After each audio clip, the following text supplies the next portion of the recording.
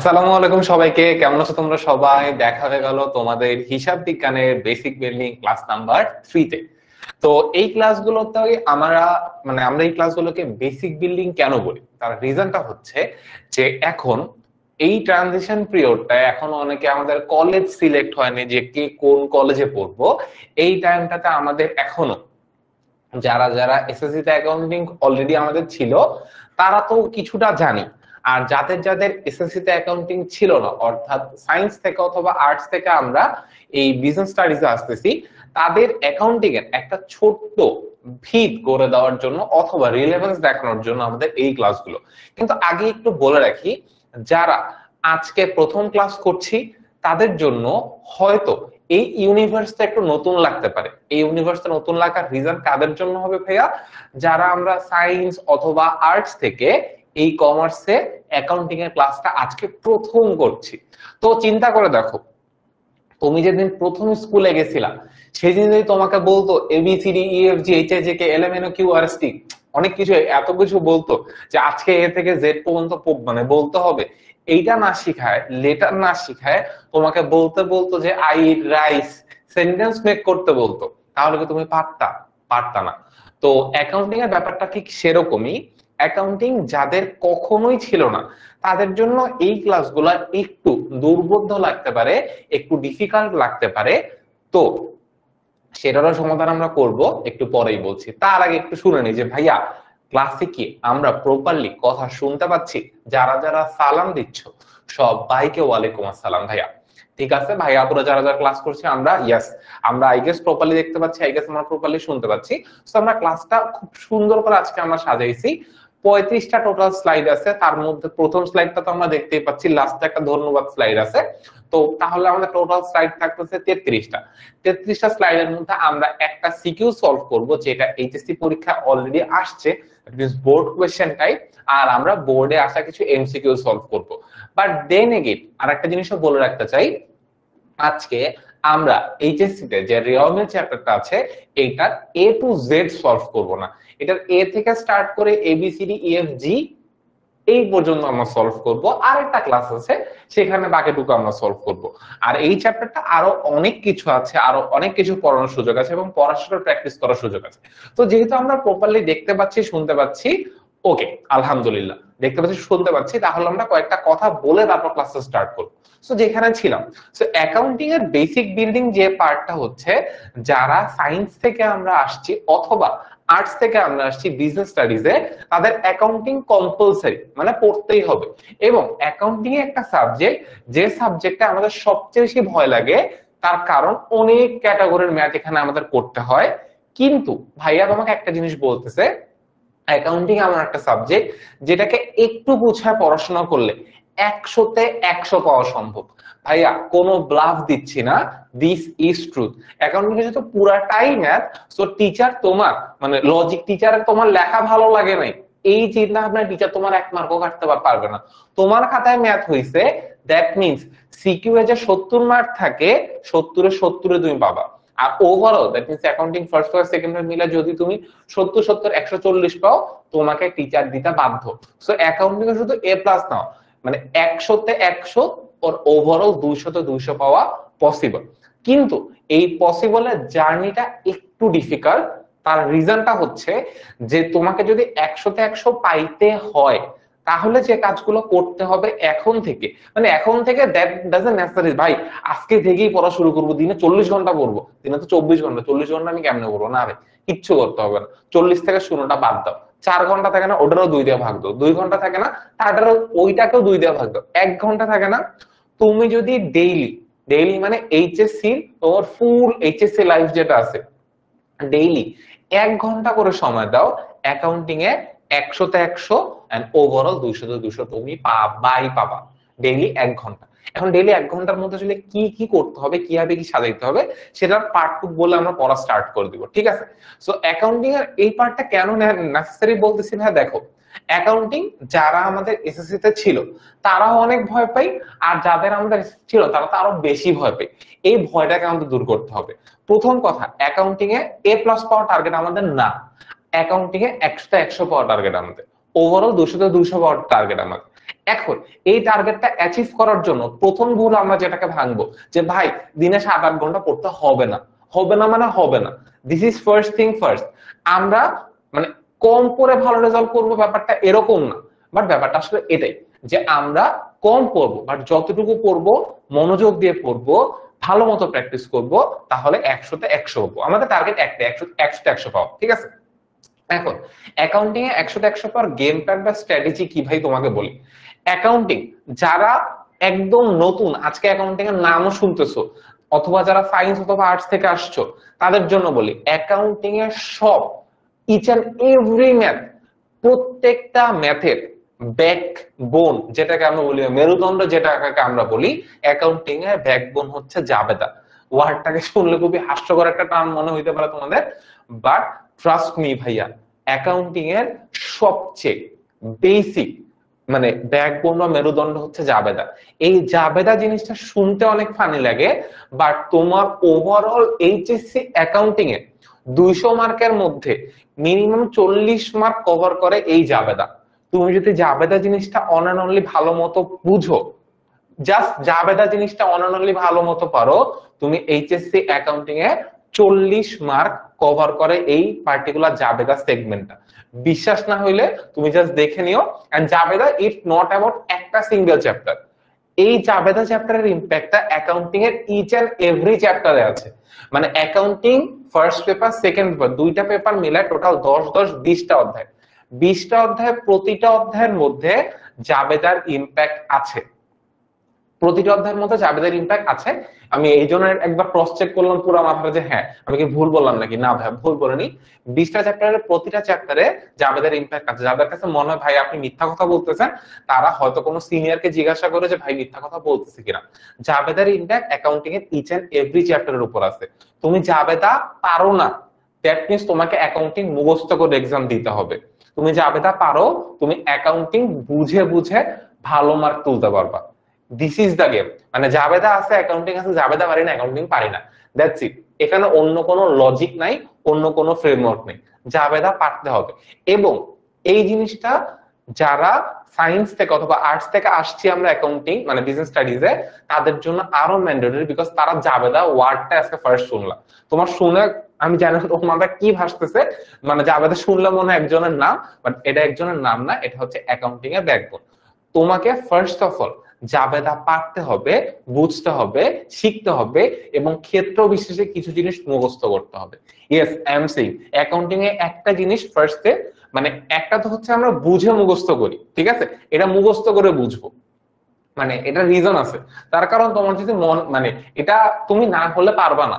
তোমার যদি মনে হয় যে ভাই আমি বুঝে বুঝে চান এভরি জিনিস পড়বো, এটা হবে না। এটাকে আগে একটু মুখস্থ করতে হবে, যাচ্ছে এটা হলে এটা হয়, এটা হলে এটা হয়। কিছু ফ্রেমওয়ার্ক মুখস্থ হয়ে গেলে এরপর জার্নিটা তোমার জন্য ইজি, বিকজ তুমি দুইটা কম্বিনেশন বা তিনটা কম্বিনেশন মুখস্থ করবা, এই তিনটাতে তুমি 30টা জিনিস সলভ করে ফেলতে পারবা, তাহলে ইজি আর না?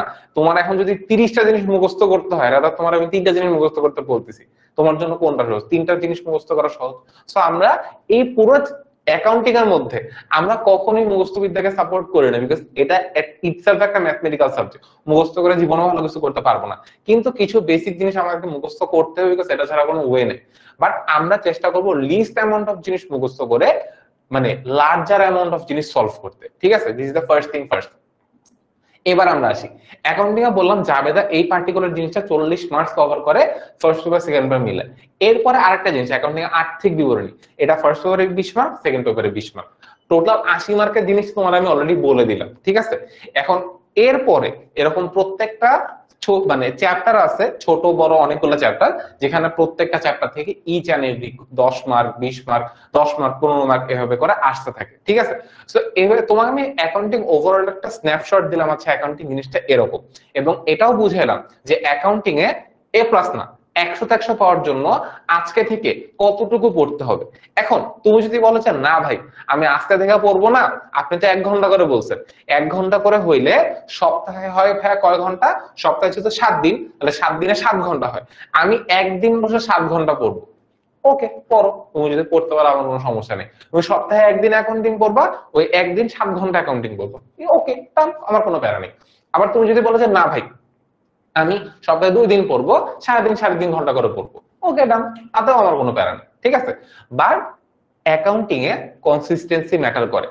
আমি মাহিন তোমাকে ভাই একটা কথা বলি, অ্যাকাউন্টিং এ 20টা চ্যাপ্টার না, প্রত্যেকটা চ্যাপ্টার মানে 20টা চ্যাপ্টার, প্রত্যেকটা চ্যাপ্টার 10 দিন লাগে আমি যদি পড়াই, তুমি মানে তুমি আমার কাছে পড়ো অথবা যে কোনো ভাইয়ার কাছে পড়ো, কোন চ্যাপ্টার পড়তে তোমার 10 দিনের বেশি সময় লাগবে না, লাগাটা ইম্পসিবল। তুমি যদি বলো যে ভাই আমার 10 দিনের বেশি সময় একটা চ্যাপ্টার পড়তে লাগবে, দ্যাট মিন্স তুমি পড়তেছো না, to be honest, and this is the reply. তুমি পড়তেছো না। প্রত্যেকটা চ্যাপ্টার তুমি যদি অ্যাকচুয়ালি পড়াশোনা করো এবং মানে পার দিনে 1 ঘন্টা বা 1.5 ঘন্টা বা 2 ঘন্টা করে মনে করো ক্লাস করতেছো এরকম, সো নিজের মতো করে সেলফ স্টাডি মানে হোয়াট এভার ইট ইজ, একটা চ্যাপ্টার সলভ করতে 10 দিনের বেশি সময় লাগা ইম্পসিবল, ইয়াম পসিবল, ঠিক আছে, ইম্পসিবল না, ইয়াম পসিবল। এখন একটা চ্যাপ্টার যদি 10 দিন লাগে, 20টা চ্যাপ্টার করতে কয়দিন লাগবে ভাইয়া? 200 দিন লাগবে, তাই তো? 200 দিন হইলে কি আমাদের 2 বছর লাগে অ্যাকাউন্টিং পুরোটা সলভ করতে, ফার্স্ট আর সেকেন্ড মিলে? না ভাই, 200 দিন মানে কয় মাস? 1 মাসে 30 দিন, 2 মাসে 60 দিন, তাইলে হইতেছে যে 4 মাসে 120 দিন, তারপর 6 মাস, 6 মাসে আমার অ্যাকাউন্টিং পড়া শেষ। এন্ড অ্যাকাউন্টিং তুমি যে ক্যাটাগরির স্টুডেন্ট হও না কেন, একদম মনে, আমি কিছু বুঝি না ভাই, 1+1 এটাও বুঝি না, তাও তুমি এই 600 দিন, হাইয়েস্ট গেলে 700 দিন লাগবে, সরি 600 দিন বলতেছি কেন, 6 মাস, হাইয়েস্ট গেলে 7 মাস লাগবে তোমার অ্যাকাউন্টিং শেষ করতে। কিন্তু তাও ভাই তুমি অ্যাকাউন্টিং পারবা না, কেন পারবা না? তার ওয়ান এন্ড অনলি রিজন হবে তুমি অ্যাকাউন্টিং এ প্র্যাকটিস করতেছো না। Accounting is all about practice. Practice করতেছো, যে সবচেয়ে খারাপ স্টুডেন্ট সেও যদি অ্যাকাউন্টিং প্রপারলি প্র্যাকটিস করে সেও এ প্লাস পাবে। আর যে মানে অ্যামেজিং স্টুডেন্ট, মানে একদম মানে আল্লাহ প্রদত্ত মেধা যার আছে, সেও যদি অ্যাকাউন্টিং মনে করো সলভ করে ফেলছে, যে ভাই আমার তো 2 মাসে সিলেবাস শেষ, হ্যাঁ এরকম অনেকেই আছে 2-3 মাসে ম্যাথ বই শেষ করে ফেলায়, হ্যাঁ এরকম অনেকেই, আমি হয়তো তোমাদের মধ্যে এরকম অনেকে হয়তো ক্লাস করতেছো যাদের অ্যাকাউন্টিং ফুল সিলেবাস মানে A to Z ফার্স্ট আর সেকেন্ড পেপার 6 মাসে 5 মাসে শেষ হয়ে যাবে, কিন্তু তাও তুমি যদি কনসিস্টেন্সি মেইনটেইন না করো, I can bet with you, I can challenge you, তুমি অ্যাকাউন্টিং এ A+ তো দূরের কথা, মানে মানে 100 দূরের কথা, A+ পাওয়া মানে ডিফিকাল্ট হয়ে যাবে তোমার জন্য। Accounting is all about consistency. পড়বো, জানবো, শিখবো, প্র্যাকটিস করবো, 4টা জিনিস। ফার্স্ট অফ অল মানে বই পড়াটা যেহেতু থিওরিটিক্যাল, এমসিকিউর জন্য পড়াটা ভালো, মানে পড়াটা হচ্ছে তুমি পড়তেছো, ক্লাস করতেছো অথবা কারো কাছে শিখতেছো, পড়তেছো, পড়া জানতেছো, জানার পরে প্র্যাকটিস করতেছো, এবং প্র্যাকটিস এই জিনিসটা কনসিস্টেন্টলি করতেছো। 4টা কাজ ভালো মতো করো, অ্যাকাউন্টিং এ 100-100 হবো। অনেক জ্ঞান দিয়ে দিচ্ছে, আর জ্ঞান দেওয়া সম্ভব না, এবার আমরা পড়াশোনা করি, ঠিক আছে? এবং এটা অ্যাকাউন্টিং তো বললাম, অন্য সব সাবজেক্টের জন্য এই জ্ঞানটা প্রযোজ্য, বাট এই স্কেলে প্রযোজ্য না, ঠিক আছে?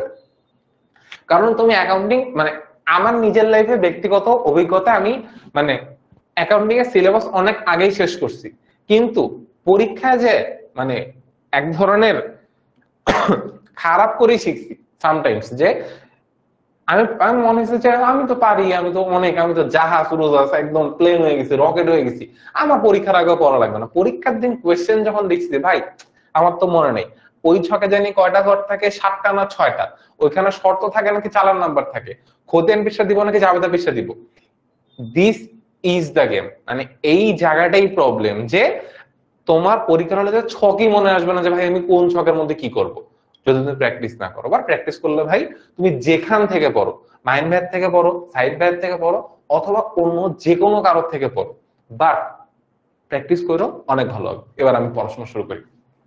তো আজকে আমরা অ্যাকাউন্টিং এর একটা চ্যাপ্টার পড়বো, যে চ্যাপ্টারটা হচ্ছে আমাদের অ্যাকাউন্টিং এর এটা অনেক বড় চ্যাপ্টার বলা যায় এই জিনিসটাকে।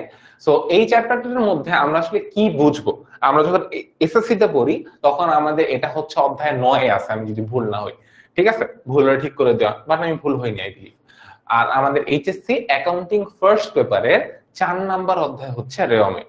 সো 1 নাম্বার অধ্যায় আর 2 নাম্বার অধ্যায় আমরা এসএসসি তে যা পড়ে আসি তার একটা মানে তার ওভারঅল 70% হচ্ছে অধ্যায় 1 আর অধ্যায় 2 এইচএসসি অ্যাকাউন্টিং ফার্স্ট পেপারে।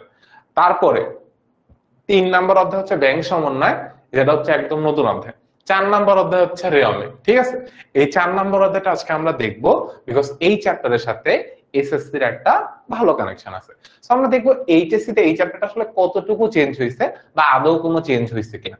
চেঞ্জ হয়েছে, বাট চেঞ্জের পার্টটা ভাই আজকে আমি পড়াচ্ছি না, ঠিক আছে, চেঞ্জের পার্টটা সাইড ভাই পড়াবে নেক্সট ক্লাসে, কারণ এসএসসি অ্যাকাউন্টিং এর মধ্যে আমাদের যে রেওয়ামিল চ্যাপ্টারটা আছে এইটার ভুল সংশোধনী পার্টটায় এতটা বেশি এমফাসাইজ দেওয়া হয় না। চেঞ্জেসটা তোমাকে আমি একদম ক্লাসের শুরুতেই বুঝাই দিচ্ছি। তোমার যদি এটা শোনার পরে মনে হয় যে ভাই আমি আজকে ক্লাসে কোনো কিছু শিখতেছি না, তার মানে তোমার কাছে এই জন্য তোমাকে আগে ক্লিয়ার করে আজকে আমরা কি কি পড়বো। যারা এসএসসি তে যাদের অ্যাকাউন্টিং ছিল তারা রেওয়ামিল চ্যাপ্টারটা আমরা যতটুকু দেখছি আজকে আমরা ঠিক ততটুকুই মোটামুটি সলভ করব। কিছু নুয়ান্সেস হয়তো আমাদের একটু চেঞ্জেস থাকবে। আজান দিচ্ছে, আমি একটু পজ দিচ্ছি।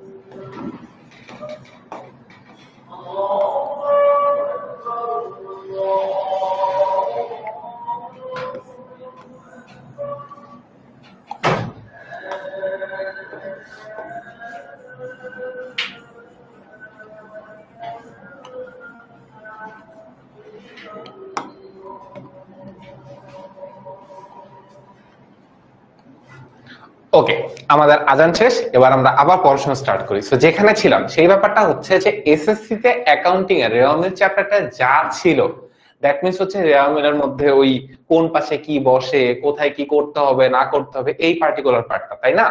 ওই পার্টিকুলার পার্টটা আজকে আমরা একটা রিভিশন দিব বা রিভাইজ করব। আর যাদের একদম নতুন মানে সায়েন্স থেকে অথবা আর্টস থেকে আসছি তারা আজকে নতুন করে শিখবো জিনিসটা। বাট আগেই বলি, এখানে যদি শিখে কোনো কিছু মাথার উপর দিয়ে যায়, সাধারণত আমি কোনো ক্লাসে পড়ানোর সময় কাউকে যদি একটা জিনিস বলি যে কোনো পড়া যদি মাথার উপর দিয়ে যায় তাহলে একটা কাজ করতে হবে, একটু উঁচু হয়ে বসতে হবে। তাহলে লাভ কি ভাই? তাহলে আমি কি বলবো, মাথার উপর দিয়ে যাইতেছে তাই না, একটু যদি উঁচু হয়ে বসে তাহলে মাথার ভিতর দিয়ে যাবে। ঠিক আছে, তো যারা যারা সায়েন্স থেকে অথবা আর্টস থেকে আমরা আসছি নিত্য নতুন অনেক কিছু দেখবো, শিখবো, জানবো, চেষ্টা করবো খাতায় একটু নোট করতে। ঠিক আছে, তুমি আজকেই শিখে ফেলবা এটা ইম্পসিবল। ঠিক আছে, ফার্স্ট থিং ফার্স্ট, এটাকে বুঝো। আমি আজকেই শিখে বুঝে রেওয়ামিল একদম ডান করে ফেলবো, এটা আগে মাথা থেকে ছেড়ে ফেলো। বাট আজকে আমি রেওয়ামিল টপিকটার অ্যাটলিস্ট 10% শিখবো, দ্যাটস দ্য টার্গেট। যারা আজকে একদম নতুন রেওয়ামিল শিখবো, ঠিক আছে, এর থেকে বেশি শিখতে পারলে আলহামদুলিল্লাহ, বাট এর থেকে কম শিখতে পারলে সেটা আমার ফেইলিওর হবে। আমি চেষ্টা করব যারা একদম নতুন তাদেরকে অ্যাটলিস্ট রেওয়ামিল যে ফুল টপিক এইটা 10% অ্যাটলিস্ট তোমাকে বোঝানোর। ঠিক আছে, আর যারা হচ্ছে যে অলরেডি আমরা এসএসসি তে পড়ে আসি তাদের জন্য হয়তো একটা রিভাইজ হবে ফুল চ্যাপ্টারটা। এখন চেঞ্জেসটা কি সেটা একটু আগে বলে নিই। এসএসসি তে এই রেওয়ামিল চ্যাপ্টারটা যা ছিল, এইচএসসি রেওয়ামিল চ্যাপ্টারটা সেটা হচ্ছে অর্ধেক। ঠিক আছে, মানে এসএসসি যা পড়ছি এটা এইচএসসি এর এই রেওয়ামিল চ্যাপ্টারটা হচ্ছে অর্ধেক। আর নেক্সট যেটা নতুন এডিশন হয়েছে এই জায়গাটার মধ্যে সেটা হচ্ছে ভুল সংশোধনীর পার্টটা। ইয়েস আই নো এসএসসি এর মতো ভুল সংশোধনী ছিল আর এতটা ব্রড কেসে ছিল না। এখানে ভুল সংশোধনী জাবেদাও অ্যাড হয়েছে, এখানেও জাবেদার পার্ট করতে হয়। সো ভুল সংশোধনের মধ্যে এখানে জাবেদা করতে হয়। সো এটাও আলাদা একটা সৃজনশীল হিসাবে আসে, যেটা এসএসসি তে আসতো না। ঠিক আছে। তো ভুল সংশোধনের পার্টটা হচ্ছে নতুন, যেটা আগামী ক্লাসে সাইদ ভাইয়া পড়াবে, ঠিক আছে। এখন ওই আলোচনায় আমি আর যাব না, কি পড়াবে না পড়াবে, জাস্ট জানা রাখলাম তোমাকে। এবার আমাদের টার্গেট হচ্ছে এই রেওয়ামেল জিনিসটা কি।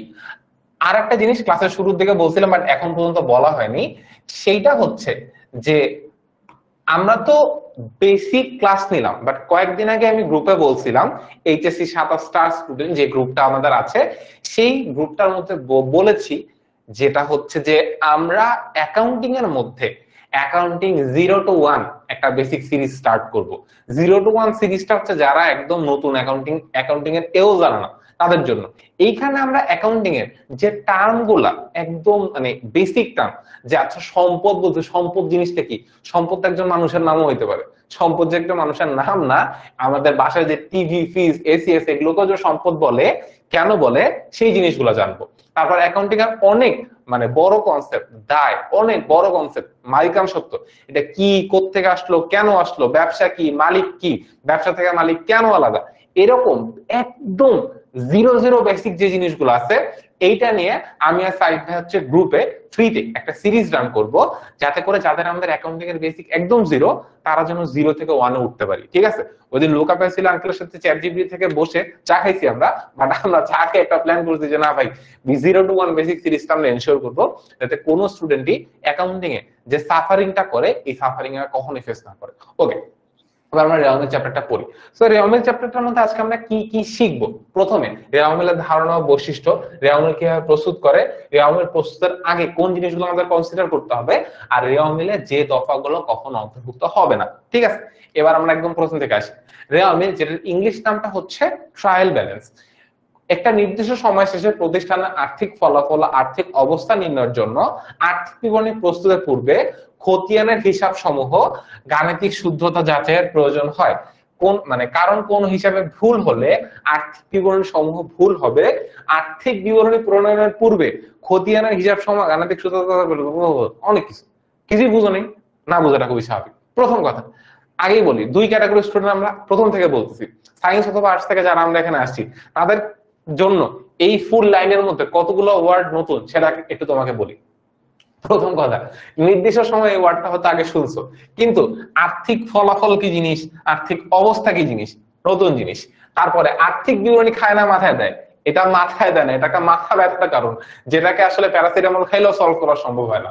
তারপরে গাণিতিক শুদ্ধতা কি জিনিস, ওয়েট, আরো কি নতুন আছে, খতিয়ান কই গেল, এই যে স্যার খতিয়ান, এতগুলো নতুন ওয়ার্ডের ভিড়ে তুমি হারা যাবে, খুবই স্বাভাবিক। তোমাকে আমি সিম্পল কনসেপ্টে বুঝাই। অ্যাকাউন্টিং এর বেসিক সেন্সটা হচ্ছে আমরা অ্যাকাউন্টিং আসলে কেন করি। তুমি যখন একদম অ্যাকাউন্টিং এর বইটা ওপেন করবা, যারা যারা একটা নতুন অ্যাকাউন্টিং বই কিনছো, নতুন অ্যাকাউন্টিং বইয়ের মানে মলারটা উল্টায় ফার্স্ট 2-3টা পাতা উল্টানোর পরে তুমি একটা জিনিস পাবা, হিসাব বিজ্ঞানের উদ্দেশ্য। হিসাব বিজ্ঞানের প্রধান উদ্দেশ্য হচ্ছে তথ্য সরবরাহ করা। এসএসসির বইতে এই জিনিসটা ভুল লেখা, ঠিক আছে। এইচএসসি তে উঠে তোমাকে এই কারেকশনটাকে করা দেই। হিসাব বিজ্ঞানের প্রধান উদ্দেশ্য কি ভাইয়া, হিসাব বিজ্ঞানের প্রধান উদ্দেশ্য হচ্ছে ভাইয়া তথ্য সরবরাহ করা। তথ্য কাদেরকে সরবরাহ করে, অভ্যন্তরীণ বহিস্থ বিভিন্ন পক্ষকে এই যে অ্যাকাউন্টিং সিস্টেমটা বিভিন্ন ধরনের তথ্য সরবরাহ করে। ভাই আপনি বাংলা কথা বলেন, আপনার এই অ্যাকাউন্টিং এর ভাষা আমরা বুঝতেছি না, ভাই তোমার জন্য সমাধান আছে। আজকে তোমরা যারা ক্লাস করতেছো যে 157 জন বা 200 জন হোয়াট এভার ইট ইজ, তোমরা আমি তোমাকে বললাম যে তোমরা একটা বিজনেসে ইনভেস্ট করার আগে কি দেখে ইনভেস্টমেন্ট করবা, চিন্তা করে আমারে বলো। সিম্পল জিনিস তোমার মাথায় প্রথম আসছে যে ভাই আমি যদি আপনার বিজনেসে ইনভেস্টমেন্ট করতে চাই তাহলে আমি আপনার কাছে জানতে যাব যে আপনার ব্যবসার কি অবস্থা। মানে তুমি সায়েন্সে পড়ো, আর্টসে পড়ো, কমার্সে পড়ো, তুমি যেখানে ইচ্ছা সেখানে পড়ো, অথবা পড়াশোনা নাও করো, একদম মানে এবিসিরও কোনো কিছু জানো না, তুমি কোন একটা জায়গায় টাকা ইনভেস্ট করার আগে তোমার মাথায় প্রথম ডিসিশন আসবে যে ভাই আপনি কিসের ব্যবসা করেন। এক সেকেন্ড জিনিস আসবে আপনার ব্যবসাকে লাভ হয় নাকি লস হয়। ভালো কথা। তো তুমি যখন আমার কাছে এসে প্রশ্ন করবা যে আপনি কিসের ব্যবসা করেন, ফর এক্সাম্পল আমি কাপড়ের ব্যবসা করি, সেকেন্ড কোয়েশ্চেন যে ভাই আপনার ব্যবসা করে কি লাভ হয় আদৌ, আমি বলবো হ্যাঁ লাভ হয়। এই যে দেখো আমার মানে কাগজপত্রগুলো দেখো, কাগজপত্রের মধ্যে কি আছে, সিম্পল জিনিস, কাগজপত্রের মধ্যে আছে আমার আয় কত, মানে আমি কতগুলা মানে আয় কত ব্যয় কত, মানে হইতেছে আমি সারা দিন কাপড় বিক্রি করছি মনে করো 300 টাকা, আর যে কাপড়টা 300 টাকায় বিক্রি করছি, 300 টাকা অনেক কম টাকা না, 3000 টাকার কাপড় বিক্রি করছি, now it's a game. So আমি সারাদিন কাপড় বিক্রি করছি মনে করো 3000 টাকা। এখন আমি বললাম যে ভাই আপনি 3000 কাপড় বেচছেন বুঝলাম, এই কাপড়টা আপনি কিনছিলেন কয় টাকায় বলেন তো আমারে। আমি বলছি, ভাই এখানে তো ব্যবসা, আমি কাপড়টা কিনছিলাম অ্যাকচুয়ালি হচ্ছে 1000 টাকায়, 1000 টাকার কাপড় আপনি 3000 টাকায় বেচছেন, ওয়াহ আপনার তো 25 দিনের পয়সা ডাবল, এটা মানে 25 দিনের আগে একদিনেই পয়সা ডাবল হয়ে গেছে। না, এখানে গেমটা আর একটু ডিফারেন্ট আছে, খেলার একটু বুঝে আসো। যে আমি বলছি কাপড় বিক্রি করছি 3000 টাকায়, ভালো কথা, 3000 টাকা লিখলাম, ঠিক আছে। এবার আমি বললাম যে আপনি যে কাপড়টা বিক্রি করছেন এই কাপড়টা আপনি কিনছিলেন কয় টাকায়, আমি বললাম যে ভাই এই কাপড়টা কিনছি হচ্ছে 1000 টাকায়, ঠিক আছে। সো এইটা হচ্ছে আমার আয় মনে করো, এটা হচ্ছে যে আমার ব্যয় 1000 টাকায়। এখন তোমার মনে তো খুব খুশি, মানবে লাড্ডু ফুটা, যে আমার 3000 থেকে 1000 টাকা গেছে, 2000 টাকা লাভ, এই ব্যবসায় আমি টাকা দিব, আমি তো কোটিপতি হয়ে যাব। ওয়েট, এখনো অপেক্ষা করো। অ্যাকাউন্টিং সিস্টেম আমাদেরকে এটাই শেখায় যে এই যে 2000 টাকা আমি এখন পাইছি, এই 2000 টাকা কি আমার লাভ? স্যার ঝামেলা তো আরো আছে। এই যে যে দোকানটায় বসে আমি ব্যবসা করতেছি, দোকানের ভাড়া দেওয়া লাগবে না, দোকানে ইলেকট্রিক বিল দেওয়া লাগবে না, এই যে দোকানের লোকগুলা কাজ করতে বেতন দেওয়া লাগবে না, টাকা তো ওই। এবার আসি প্রথম কথা, দোকানে যে আমি মানে কাজ করতেছি, ফর এক্সাম্পল ওই দোকানটার ভাড়া হচ্ছে, আমি মনে করো এক মানে সারা মানে মাসের ভাড়া ধরলাম সারা কয় টাকা হইতে পারে, মানে তুমি যদি ঢাকা বা যে কোনো জায়গায় একটা দোকান ভাড়া নাও, ধরলাম আমি দোকানটার ভাড়া হচ্ছে দৈনিক 300 টাকা, দিনে 300 টাকা ভাড়া নেয়, তাহলে ঠিক আছে আমি তাহলে দোকানের ভাড়াটা বাদ দিলাম, ঠিক আছে। তারপর দোকানে একদিনের কর্মচারীর বেতন মনে করো 500 টাকা, ঠিক আছে, এখানে 500 টাকা আরো বাদ দিলাম। তারপরে আমি যে ব্যবসা করতেছি, আমার ব্যবসা মার্কেটিং করতে হচ্ছে না, লোক আসবে, লোক জানবে কেমনে? এই যে অ্যাকাউন্টিং ক্লাস তোমরা আসছো কেমনে, তোমাদেরকে জানাইছি যে ভাই ক্লাস আছে, এই যে মার্কেটিং করছি না, মার্কেটিং একটা খরচ আছে না, আমি দেখলাম আমরা দিনে মার্কেটিং করতে খরচ হয় মনে করো 200 টাকা, ঠিক আছে গেল। তারপরে আমার একদিনের ইলেকট্রিক বিল, দোকানে অনেকগুলো লাইট ফ্যান এসি চলতেছে, দেওয়া লাগবে না টাকা, ফ্রি ফ্রি দিবে নাকি, ওইটা মনে করো হচ্ছে যে 100 টাকা। এবার আসি কয় টাকা বাঁচতেছে, 2000 থেকে 300, 500, 800, 800 আর 200, 1000, 1000 থেকে আরো 100 গেল, কয় টাকা থাকে? 900 টাকা। 25 দিনে পয়সা ডাবল কি হইছে? এই যে একদিনে টাকা ডাবলের সব স্বপ্ন দেখছো, ওয়েট আরো বাকি আছে। এই এতগুলা টাকাও কিন্তু আমার এখন পর্যন্ত খরচ গেছে। তারপরে এই 900 টাকার মধ্যে যে দোকান থেকে নিয়ে গেছে, আরো মনে করো আরো আনুষঙ্গিক অনেক খরচ থাকতে পারে, নাও থাকতে পারে, বললাম আর কোনো খরচ নাই, ঠিক আছে। ফর আপাতত আমার ব্যবসার জন্য খুবই সিম্পল হিসাব, যে ভাই আপনি ব্যবসা শুরু করছেন বুঝলাম, আপনি সারাদিন আজকে বেচছেন কত, সারাদিনে বেচছি 3000 টাকা, 3000 টাকার মধ্যে আপনার এই যে জিনিসটা 3000 টাকা আপনি বেচছেন, আপনি কিনছিলেন কয় টাকা দিয়ে? 1000 টাকা দিয়ে, বাহ সেই লাভ না ভাই, আরো সমস্যা আছে। এই 1000 টাকা বাদ দেওয়ার পর থাকে কত? 2000 টাকা। এরপরে আমি কি দিলাম? আমার দোকানের ভাড়া দিলাম, আমার দোকানের কর্মচারীর বেতন দিলাম, তারপর আমার ইলেকট্রিক বিল দিলাম, তারপর আমার মার্কেটিং এর খরচ দিলাম, সব বাদ দিয়ে আমার সারা দিনে লাভ কয় টাকা থাকতেছে? সারাদিনে লাভ থাকতেছে 900 টাকা। যদি সারা দিনে 900 টাকা লাভ হয়, 10 দিনে লাভ কয় টাকা? 900 ইন্টু 10, 9000 টাকা। তাহলে 30 দিনে লাভ কয় টাকা? 3 9 27, 27,000 টাকা লাভ। ভালো একটা অ্যামাউন্ট, তাই না? তোমার এখন দেখে মনে হচ্ছে যে ব্যবসা করে এই লোকটা 27,000 টাকা লাভ করতে পারে, ঠিক আছে, তাহলে তো লোকটা ভালো ব্যবসা করে। তাহলে আমি যদি আমার টাকা এই লোকের কাছে ইনভেস্টমেন্ট করি, তাহলে আমার টাকাটাও ভালো মতোই লাভ হবে, তাই না? এই জিনিসটাই হচ্ছে, এইটাকে আমরা অ্যাকাউন্টিং এর ভাষায় বলি আর্থিক ফলাফল। আর্থিক ফলাফলের ব্যাপারটা হচ্ছে যে আর্থিক ফলাফল মানে আমার আয় থেকে ব্যয় বাদ দিলে যে জিনিসটা থাকে সেটাকে আমরা বলি আর্থিক ফলাফল। আর এই আর্থিক ফলাফলের এই পার্টটা আমরা কি করলাম? আয় থেকে ব্যয় বাদ দিয়ে জানতে পারলাম। এই আয় থেকে ব্যয় বাদ দেওয়ার পরে যে জিনিসটা আসলে আমরা পাই, এটার একটা ফর্মাল নাম আছে, সেটার নাম হচ্ছে বিশদ আয় বিবরণী, ঠিক আছে। বিশদ আয় বিবরণী, এই যে আর্থিক বিবরণীর নামটা বললাম না, এর মনে করো একটা, মনে করো আর্থিক বিবরণীর সন্তান হচ্ছে 5টা। তাদের মধ্যে একটা সন্তানের নাম হচ্ছে ভাইয়া বিশদ আয় বিবরণী। আর বিশদ আয় বিবরণী থেকে আমরা এই আর্থিক ফলাফল মানে হচ্ছে আয় থেকে ব্যয় বাদ দিলে যা হয় সেটা জানতে পারি। যাই হোক, অনেক কাহিনী শুনলাম, বাট কাহিনীর মেইন পারপাসটা হচ্ছে যে অ্যাকাউন্টিং এ আমাদেরকে এটাই শিখায়, এই যে তথ্যগুলা আমরা যে পাইলাম, এই তথ্যগুলো আমরা অ্যাকাউন্টিং সিস্টেমের আউটপুট হিসেবে পাই। এখন আমি অ্যাজ আ বিজনেসম্যান তোমাকে যখন তথ্যগুলা দিব, তুমি তথ্যগুলা দেখে তো সিদ্ধান্ত নিবা যে আচ্ছা এই বিজনেসটা আমার মনে হয় দোকানের ভাড়া বেশি আসতেছে, তাহলে দোকানটা আমার চেঞ্জ করা উচিত, আরো কম দামে কোনো একটা জায়গায় দোকান ভাড়া নেওয়া উচিত। হ্যাঁ, আমার দিনে মনে মার্কেটিং খরচ বেশি আসতেছে, লোকজনের বেতন বেশি আসতেছে। অথবা তোমার এটাও মনে হইতে পারে যে আচ্ছা আমি যদি 1000 টাকার প্রোডাক্ট কিনে 3000 টাকায় বিক্রি করতে পারি, তাহলে ওয়াই নট আমি 10,000 টাকার প্রোডাক্ট কিনে 30,000 টাকায় বিক্রি করব। এরকম অনেকগুলো সিদ্ধান্ত আমাদের নিতে হেল্প করে এই অ্যাকাউন্টিং সিস্টেমটা। এই তথ্যগুলো আমরা পাই অ্যাকাউন্টিং সিস্টেমের মধ্যে, ঠিক আছে? এখন তোমাদের ফুল কাহিনীটা বুঝাইলাম। এই কাহিনীর আরো অনেকগুলা ধাপ আছে। অনেকগুলো ধাপের একদম ছোট ধাপটা তোমাকে একটু আগে দেখাই, যে আমাদের অ্যাকাউন্টিং সিস্টেমে সবার ফার্স্ট কাজটা হচ্ছে যে কোনো একটা জিনিস লেনদেন কি লেনদেন না সেটা চিহ্নিত করা। যারা যখন আমরা একদম অ্যাকাউন্টিং 0 to 1 বেসিক ক্লাস করব, তখন এই জিনিসগুলো আমরা আরো সুন্দর মতো বুঝবো। মানে আমি কথাগুলো কেন বলছি, বিকজ আমাদের ক্লাসে সব ক্যাটাগরি স্টুডেন্ট আছে। আমরা যখন মেইন অনলাইন ব্যাচে ক্লাস স্টার্ট করব, আমরা কিন্তু একদম 0 থেকে স্টার্ট করব, যাতে করে কারো কোনো ধরনের সমস্যা না হয়, সবাই আমরা ঠিক মতো বুঝতে পারি। আমরা 0 থেকে স্টার্ট করব, একদম অ্যাডভান্স পর্যন্ত যাবো, মানে কোনো কিছুই বাদ রাখবো না। যে সবচেয়ে ভালো পারে তার নিডটাও ফুলফিল করব, আর যে কিছু পারে না তার নিডটাও আমরা ফুলফিল করব। বিকজ এটা আমাদের দায়িত্ব।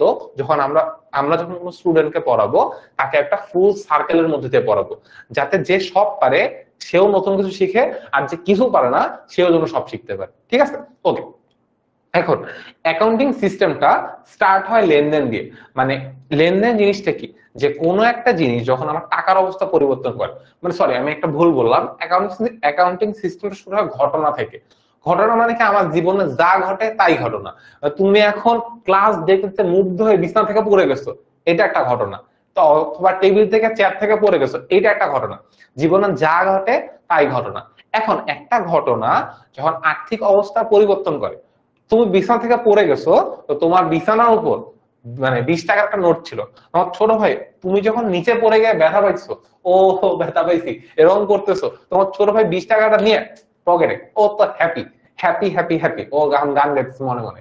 সো এখন এই যে মানে ওটা নিচে পড়ে গেছে একটা ঘটনা, আর তোমার ছোট ভাই বা ছোট বোন তোমার 20 টাকা মানে তো তার নিজের মনে করে পকেটে ঢুকাই ফেলছে, এইটা একটা ঘটনা। কারণ অ্যাকাউন্টিং এর ভাষায় কোনটাকে আমরা লেনদেন বলি? লেনদেন হচ্ছে সেকেন্ডটা। কারণ যে ঘটনা দিয়ে আমার আর্থিক অবস্থা পরিবর্তন হয় সেটাকে আমরা বলি লেনদেন। তোমার ভাই, তোমার বাপ বোন, তোমার ছোট বোন তোমার টাকা নিয়ে পকেটে নিয়ে গেছে, একটু পরে সে দোকানে যে চিপস খাইছে, ওই চিপসের ভাগও তোমার দেয়নি, ওয়েট, মানে সেই তোমাদের ব্যাটেল চলতেছে এখন, ভালো কথা।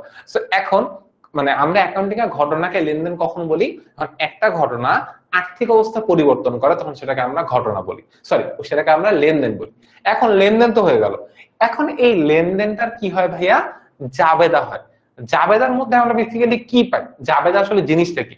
জাবেদা হচ্ছে যে একটা জিনিস মানে একটা জিনিস আর্থিক অবস্থা পরিবর্তন করছে, ওইটাকে লুকা পাইসির নামে একটা ভাই ছিল, সরি ভাই ছিল না, আঙ্কেল ছিল। মানে আঙ্কেল 1494 সালে একটা সিস্টেম বানিয়েছে, দুই তরফা দাখিলা পদ্ধতি, যেই সিস্টেমে ডেবিট আর ক্রেডিট নামে দুইজনের মানে উৎপত্তি হয়েছিল। সো অ্যাকাউন্টিং এ প্রত্যেকটা লেনদেনকে এই ডেবিট ক্রেডিট দুইটা ভাগে সুন্দর করে লিখতে হয়, যে একটা জিনিস ডেবিট দিকে যতটুকু প্রভাব ফেলবে, ক্রেডিট দিকে ঠিক ততটুকু প্রভাব ফেলবে। সো এই সিস্টেমেটিক ওয়েতে লেখার নামই হচ্ছে জাবেদা। এই জাবেদা থেকে অ্যাকাউন্টিং সিস্টেমে তোমার জার্নিটা স্টার্ট হয়ে গেল। দেখো তুমি একটা দিনে যদি 40টা লেনদেন করো, প্রত্যেকটা লেনদেনের জন্য তোমার কি হবে? জাবেদা দিতে হবে। তাহলে সারাদিনে কয়টা জাবেদা দিলাম? 40টা দিলাম। তাহলে একদিনে 40টা যদি দেই, 10 দিনে 400টা, আর 30 দিনে কত? 1200টা জাবেদা আমরা করব। এখন জাবেদা 1200টা থেকে যদি আমি করতে যাই, অনেকগুলা জাবেদা হয়ে গেল। আমি এই জিনিসটা এখন ফর্মালি কেমনে করবো? এখন এই জাবেদার পরে সেকেন্ড স্টেপ আসা হচ্ছে ভাইয়া খতিয়ান। খতিয়ানে এই যে আমরা জাবেদা করলাম, জাবেদা আমরা অনেক ক্যাটাগরির হিসাব পাইতে পারি বা সেম ক্যাটাগরির অনেকগুলো হিসাব পাইতে পারি। সো খতিয়ানের কাজটা হচ্ছে এই প্রত্যেকটা জাবেদা থেকে, মনে করো 30 দিনে যে 1200টা জাবেদা হয়েছে, প্রত্যেকটা জাবেদা থেকে ইউনিক নামগুলা পিক করা, ঠিক আছে? সো প্রত্যেকটা জাবেদা থেকে মনে করো ইউনিক ইউনিক নামগুলা পিক করে ওই প্রত্যেকটা নামে একটা একটা করে হিসাব বানায় ফেলার নাম হচ্ছে কি ভাইয়া? খতিয়ান। ভালো মতো বুঝো। 1200টা জাবেদা করছি, 1200টা জাবেদার মধ্যে মনে করো, আমি একদম সিম্পল ভাষায় বুঝাই, 1200টা জাবেদার মধ্যে মনে করো একটা জাবেদা হলো এ বি, আর একটা জাবেদা হচ্ছে বি সি, আর একটা জাবেদা হচ্ছে ডি এ, আর একটা জাবেদা হচ্ছে, বোঝানোর জন্য বলতেছি, কেউ যদি ভিডিও করে দিচ্ছে যে ভাই জাবেদা বললে এমন হয়, তাহলে কিন্তু মাইনাস কপালে, বোঝানোর জন্য বলছে, আবার বলতেছি। আর একটা জাবেদা মনে করো সি এ। সি এ কিন্তু অ্যাকাউন্টিং এর অনেক বড় ডিগ্রি, মানে অ্যাকাউন্টিং এর অ্যাকাউন্টিং এর লার্জেস্ট ডিগ্রির নাম হচ্ছে ভাইয়া সি এ, ঠিক আছে? তারপর একটা জাবেদা মনে করো I C M A B, M A B. জাবেদা অনেক বড় হইতে পারে, অনেকে মনে হয় দুইটা পক্ষই জাবেদা হবে, না, জাবেদা আরো অনেক বড় হইতে পারে। জাস্ট নামগুলো লিখছি। আরেকটা মনে করো এখন লিখলাম বি এ, আবার সেম ক্যাটাগরি হইতে পারে, এক জাবেদা অনেকবার হইতে পারে। এখন দেখাইলাম এগুলো হচ্ছে মনে করো জাবেদা, ঠিক আছে? একটা জাবেদা, দুইটা জাবেদা, তিনটা জাবেদা, চারটা জাবেদা, পাঁচটা জাবেদা, ছয়টা জাবেদা, সাতটা জাবেদা। এখন জাবেদা থেকে খতিয়ানের ডিফারেন্স কি? খতিয়ানের কাজ হচ্ছে এই প্রত্যেকটা জাবেদা থেকে ইউনিক ইউনিক যে আইটেম গুলো আছে সেটা পিক করে আলাদা করা। তো আমরা একটু দেখি এখানের মধ্যে আমাদের ইউনিক কে কে, এই সবগুলোর মধ্যে যদি আমি ইউনিক নামগুলা পিক করতে চাই, কে কে আসবে? এ আসবে, বি আসবে, এ গেল, বি গেল, এখানে বি একবার আসছে, বি আর আসবে না, সি আসবে, আচ্ছা আসলো, তারপর ডি আসবে, আসলো, যেহেতু এই বি অলরেডি আসছে এটা নিয়ে আসবো না, সি আনসি, ডি আনসি, এ আসছে আর আনবো না, সি এ চলে আসছে, এই যে সি আসছে, I C M A B, I নতুন, আই কে আনলাম, সি অলরেডি আসছে, এম নতুন, এম কে আনলাম, এ বি অলরেডি আসছে, বি এ অলরেডি আসছে, এ বি অলরেডি আসছে।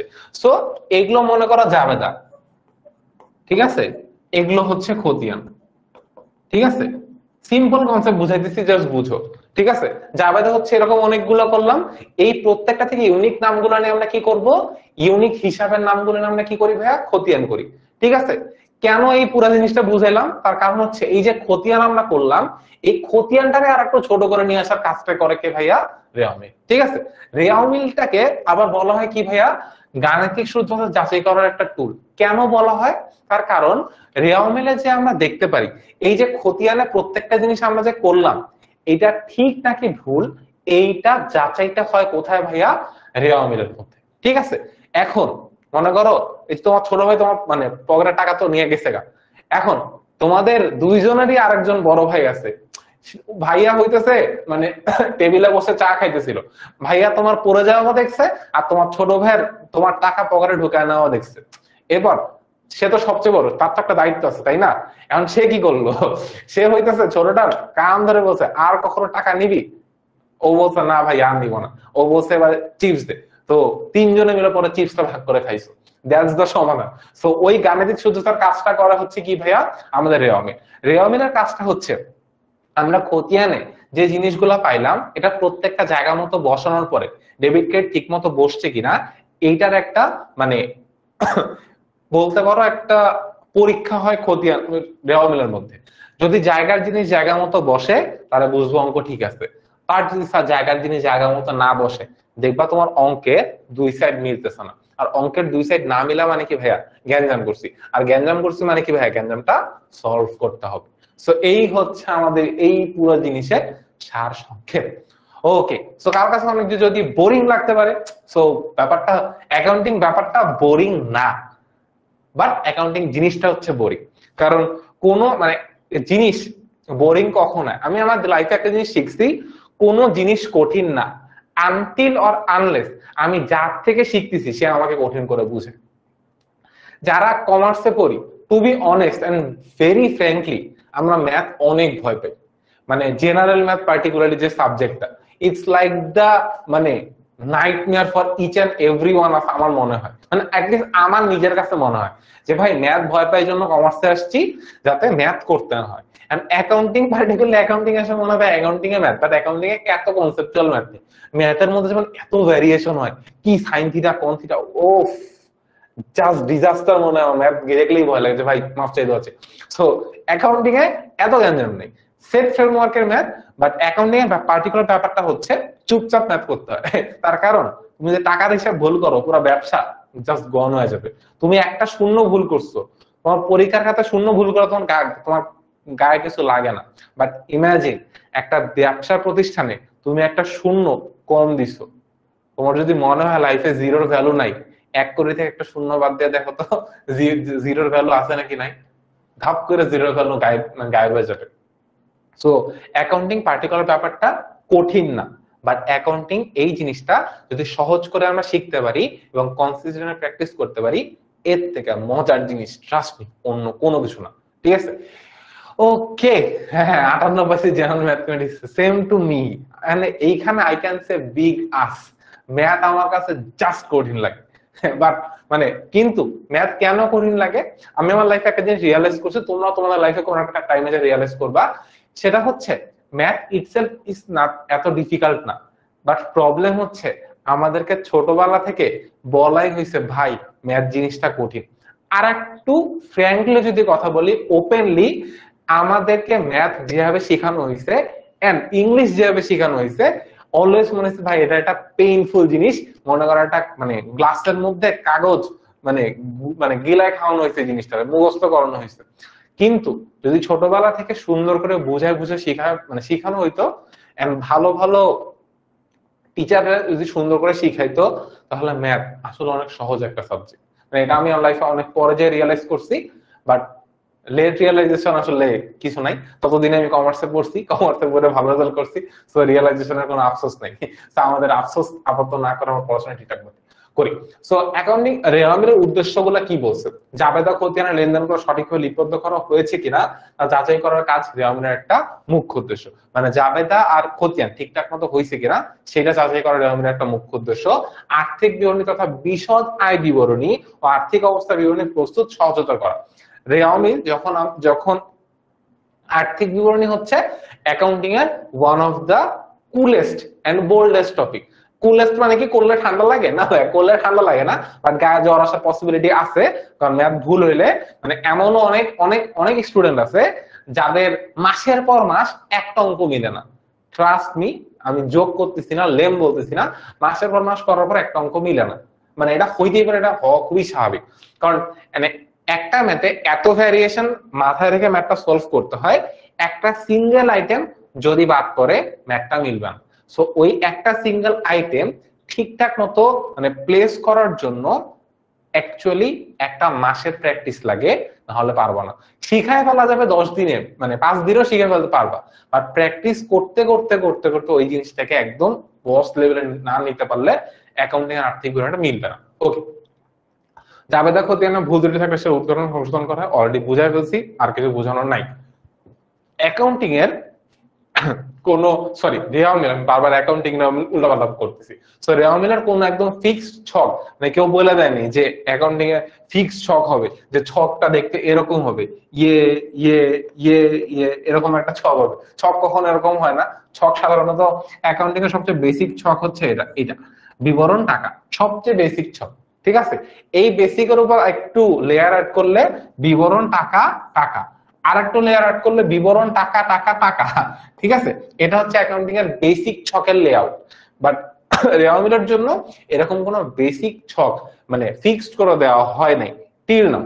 বাট একটা ছক যেটা হচ্ছে আইএসএসসি কোনো ছক প্রদান করে নাই, বাট একটা ছক আমরা যেটা করি মানে ওয়াইডলি ইউজ, আমরা ওই ছকটা ফলো করে রেওয়ামিলের সবগুলো ম্যাথ করি, এবং আপনারাও যখন ম্যাথ করবেন এই পার্টিকুলার জিনিসটা ফলো করে ম্যাথটা সলভ করবেন। ওকে, এবার আমরা আসি, এখানে একটা এমসিকিউ অ্যান্সার বলে দেই। আইএএসসি এটার full form international accounting standards committee, standard committee. So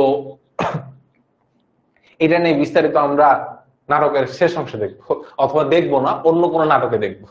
এবার আমরা আসি, ছকটা দেখতে ঠিক এরকম, ক্রমিক টার্ম দেওয়া থাকে যেখানে আমরা 1 2 3 4 এভাবে লিখি। হিসাবের শিরোনাম যেটা আমাদের কোয়েশ্চেনে দেওয়া থাকবে ওটা সিরিয়াল ওয়াইজ বসাইতে হবে। খতিয়ান পৃষ্ঠা যেটা নামের আছে কিন্তু কোনো কাজের না, জাস্ট আমরা খতিয়ান পৃষ্ঠা এই ওয়ার্ডটুকে এখানে লিখি, এর ভিতরে আমরা আজীবনই ফাঁকা রাখবো। মানে অ্যাটলিস্ট এইচএসসি লাইফ এটার ভিতরে তোমার কোনো কিছু লিখতে হবে না, মানে টিল নাও, মানে আমি দেখিনি কারো কোনোদিন লেখা লাগছে, আই বিলিভ তোমাদেরও লিখতে হবে না। ডেবিট টাকা ক্রেডিট টাকা, এখানে মেইন গেমটা, যে যেটা ডেবিট দিকে বসবে সেটা ডেবিট দিকে বসাবো, আর যেটা ক্রেডিট দিকে বসবে সেটা ক্রেডিট দিকে বসাবো। প্রশ্ন, ভাই কোনটা ডেবিট দিকে বসবে কোনটা ক্রেডিট দিকে বসবে এইটা আমি কেমনে বুঝবো? সেটা বুঝাচ্ছি একটু পরে। তো উপরে 3টা লিখেছি, প্রতিষ্ঠানের নাম, প্রশ্ন যে প্রতিষ্ঠানের নাম দেওয়া থাকবে সেটা এখানে বসাই দিব। রেয়ালমি জিনিসটার নামই তো রেয়ালমি, রেয়ালমি লিখবো। তারপরে কত সালের, যে সালের ম্যাথ করব কত তারিখের ওই তারিখটা দিয়ে দিব, ঠিক আছে? মানে 2025 সালের, আজকে কয় তারিখ, আজকে ভুলে গেছি আমি তারিখ, অগস্টের আজকে 4 তারিখ না, 2025 সালে মানে 4 অগস্ট বলা হয় মনে হয়, এই তারিখে। এবার আমরা আসি আর একটু বেসিক নলেজে, সেটা হচ্ছে যে অ্যাকাউন্ট মানে অ্যাকাউন্টিং যে প্রসেসটা তোমাকে আমি বলছি সেই প্রসেসটা, লেনদেন শনাক্তকরণ, কোনটা লেনদেন কোনটা লেনদেন না। আমার ভাই আমার টাকা পকেটে ঢুকাই ফেলছে, ওটা লেনদেন। লেনদেন শনাক্ত করার পর লেনদেনটা লেখা, যে আমার ভাই আমার টাকা নিয়ে গেছে, লিখলাম। তারপর ওইটার কি করে ভাইয়া, জাবেদা করে, জাবেদার পর ওইটার কি করা হয় ভাইয়া, খতিয়ান করা হয়। খতিয়ান করার পর মানে ওই জিনিসটা কি মানে কি করা হয় ভাইয়া, খতিয়ান থেকে রেওয়ামিলটা প্রস্তুত করা হয়। মনে হচ্ছে ভাই একটা মেলায় যাব, মেলায় যাওয়ার জন্য বাসা থেকে বের হব, আম্মুর হাত থেকে টাকা নিব, তারপর সেজে গুজে মেলায় যাব, মেলা থেকে জিনিস কিনবো, তারপরে জিনিস কিনা বাসায় আসবো। প্রসেসটা এতটুকু সিম্পল, বাট একটু খাতা কলমে করতে হবে, মেলায় যাইতে হবে না, ঠিক আছে? এখন অনেকগুলা না থিওরি আর করতে ভালো লাগতেছে না, আমরা ডিরেক্ট এখন কিছু ফ্রেমওয়ার্ক বা নিয়মের মধ্যে যাব। সো নিয়মের পার্টিকুলার পার্টটা হচ্ছে, তুমি যখন অ্যাকাউন্টিং স্টার্ট করবা বোঝা, মানে অ্যাকাউন্টিং বুঝা স্টার্ট করবা, তখন কয়েকটা জিনিসের নাম তোমার সামনে অনেকবার আসবে। প্রথমটা হচ্ছে সম্পদ, তারপর একটা হচ্ছে দায়, তারপর একটা হচ্ছে আয়, তারপর একটা হচ্ছে ব্যয়, মূলধন আর উত্তোলন। সিম্পল জিনিস, আয় ব্যয় তোমার কাউরেই বুঝাইতে হবে না, তুমি ঠিক মতোই জানো আয় কি আর ঠিক মতোই জানো ব্যয় কি। মানে আমি বাসা থেকে পকেট মানি পাই, এটা আমার জন্য একটা আয়। আমি স্টুডেন্ট পরে টাকা পাই, এটা আমার জন্য একটা আয়। আমার ব্যয় কি, রিক্সা ভাড়া দিচ্ছি, এটা আমার জন্য একটা ব্যয়। রেস্টুরেন্টে যেয়ে কোনো একটা কিছু খাইছি, বা সিঙ্গারার দোকানে যেয়ে সিঙ্গারা খাইছি, বা পুরীর দোকানে যেয়ে পুরি খাইছি। এখন যদি কেউ পুরীর নাম শুনে পুরীর দোকানের দিকে দৌড় দিচ্ছে, তাহলে কিন্তু মাইক দিব ধরে। ক্লাস শেষ করে যায় পুরি খাওয়া, সমস্যা নেই। পুরীর দোকানে যেয়ে পুরি খাইছি, বা খিচুড়ির দোকানে যেয়ে খিচুড়ি খাইছি, বা বিরিয়ানির দোকানে যেয়ে বিরিয়ানি খাইছি, ওয়াও। সো যাই হোক, এই যে খাওয়ার জন্য যে টাকাগুলো আমার পকেট থেকে যাবে সেগুলো আমার জন্য কি ভাইয়া, ব্যয়। সো আয় আর ব্যয় এই দুটো আমরা খুবই সিম্পলি বুঝি, সেটা আর বোঝানোর কারো কিছু নাই। এবার মূলধন আর উত্তোলনের কনসেপ্টটা তোমাকে আমি বুঝাই।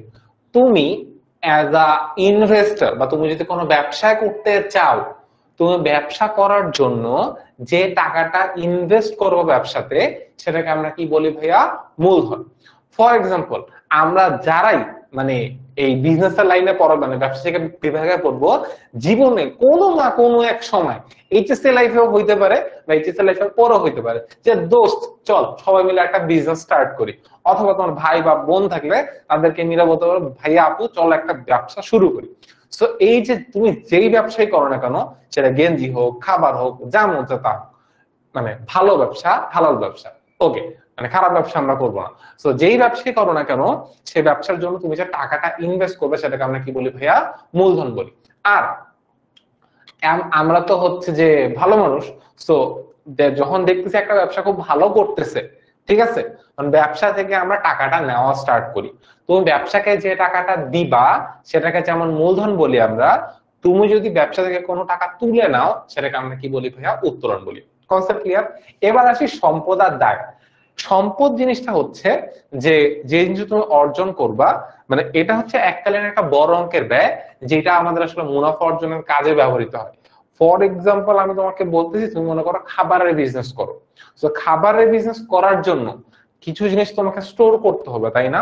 সো তুমি একটা ফ্রিজ কিনলা, ফ্রিজ তোমার জন্য একটা সম্পদ, মানে এই জিনিসটা তোমার মুনাফা অর্জনের কাজে হেল্প করতেছে, এটার মেয়াদ 1 বছরের বেশি হয় সাধারণত।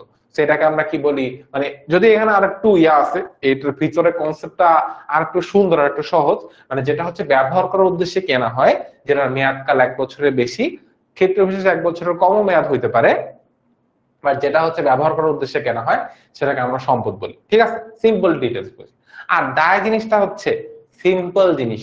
তোমার ফ্রেন্ডের থেকে তুমি 10 টাকা ধার নিছো, 10 টাকা এখন আজকাল কেউ ধার নেয় না, একটা শূন্য বাড়াই নেয়, তো তুমি তোমার ফ্রেন্ড থেকে 100 টাকা ধার নিছো।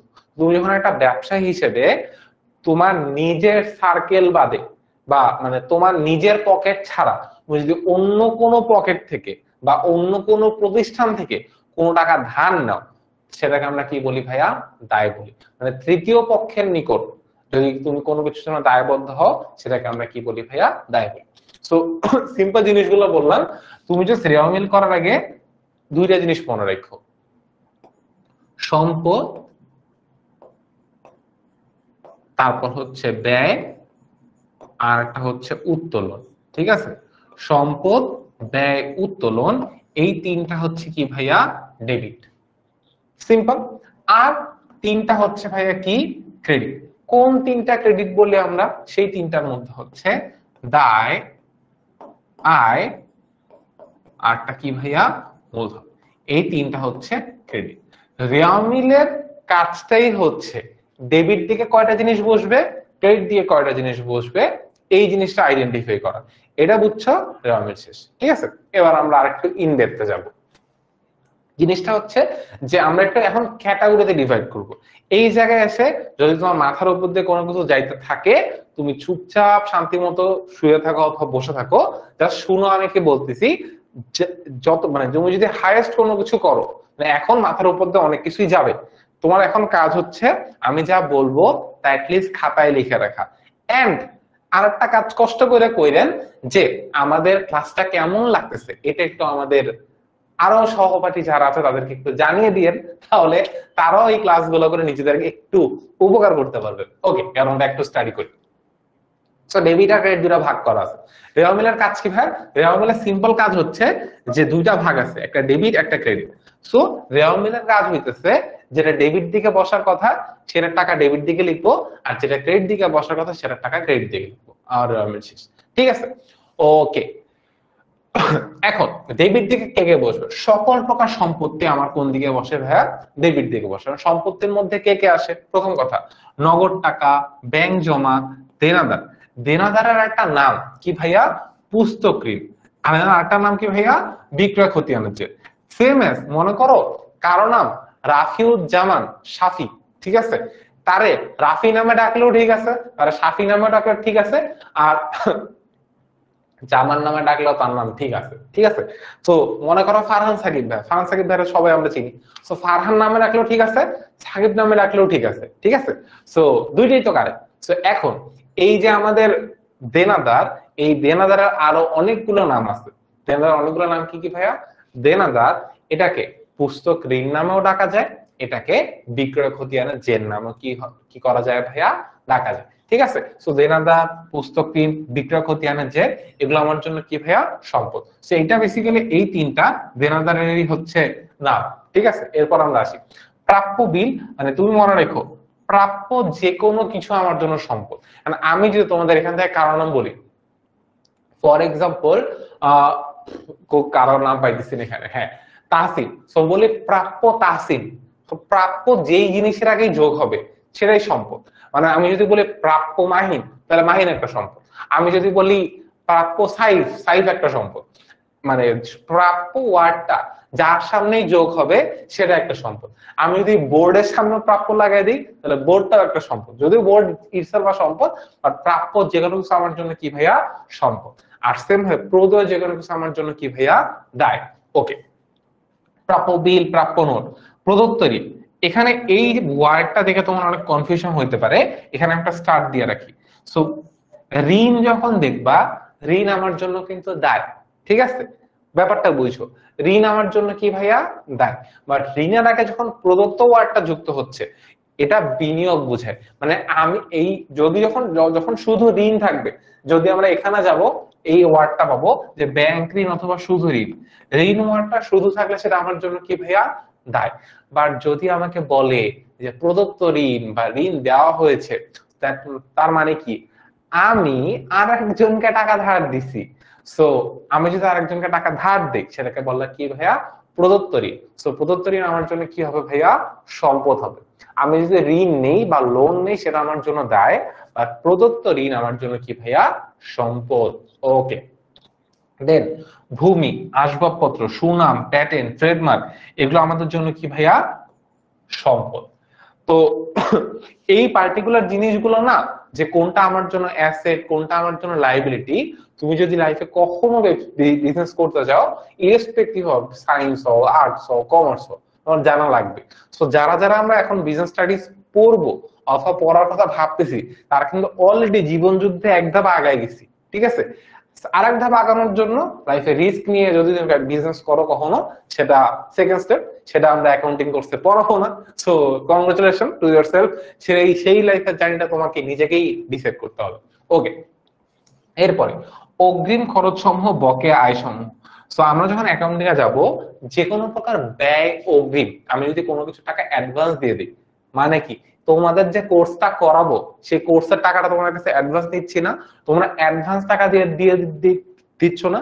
সো ব্যয় অগ্রিম আমাদের জন্য কি ভাইয়া, সম্পদ। মানে আমি যদি কোনো কিছুর জন্য অ্যাডভান্স টাকা দিয়ে দেই সেটা আমার জন্য কি হবে ভাইয়া, সম্পদ হবে। সো ব্যয় অগ্রিম আমার জন্য কি ভাইয়া, সম্পদ। মানে আমি তোমাদের জন্য তোমাদের হিসাবে বলতেছি যে তোমরা এই যে কোর্স কেনার জন্য অ্যাডভান্স টাকা দিয়ে দিছো, ব্যয়টা কি অগ্রিম করে ফেলছো না। তো যে কোনো প্রকার ব্যয় অগ্রিম আমার জন্য কি ভাইয়া, সম্পদ। এরপরে বকেয়া আয়। এখন আমি যে ক্লাস নিচ্ছি, মনে করেন আমাকে একটা টাকা দেয়নি, তো আমার আয়টা কি, বকেয়া আছে না। তো বকেয়া আয় আমার জন্য কি আবার সম্পদ। তো ব্যয় অগ্রিম যেমন একটা সম্পদ, আয় বকেয়া আমার জন্য কি একটা সম্পদ। এবার আমরা দায়ের দিকটা যাই, নাকি সম্পদ শেষ করুন না, দায়ের সাইডটা একটু বুঝি। সকল প্রকার সম্পদ যেমন ডেবিট, সকল প্রকার দায় আবার কোন দিকে আসে ভাইয়া, ক্রেডিট দিকে আসে। এখন দায়ের মধ্যে কে কে আসে, মূলধন, এটা একটা কি ধরনের দায় ভাইয়া, অভ্যন্তরীণ দায়। মানে হচ্ছে কি, দায় দুই ধরনের, একটা বহিঃস্থ দায়, একটা অভ্যন্তরীণ দায়। তো অভ্যন্তরীণ দায়টা হচ্ছে যে অ্যাকাউন্টিং এ ব্যবসা আর মালিক দুইটা ভিন্ন এন্টিটি ধরা হয়, যে মালিকের টাকা ব্যবসার টাকা, ব্যবসার টাকা মালিকের টাকা, এই কনসেপ্ট অ্যাকাউন্টিং এর জন্য অ্যাপ্লিকেবল না। ব্যবসার টাকা ব্যবসারই টাকা, মালিকের টাকা মালিকেরই টাকা। মালিক ব্যবসায় যে টাকা দিবে সেটা মূলধন, মালিক ব্যবসা থেকে কোনো টাকা তুলে নিলে সেটাকে আমরা কি বলি ভাইয়া, উত্তোলন বলি, ঠিক আছে।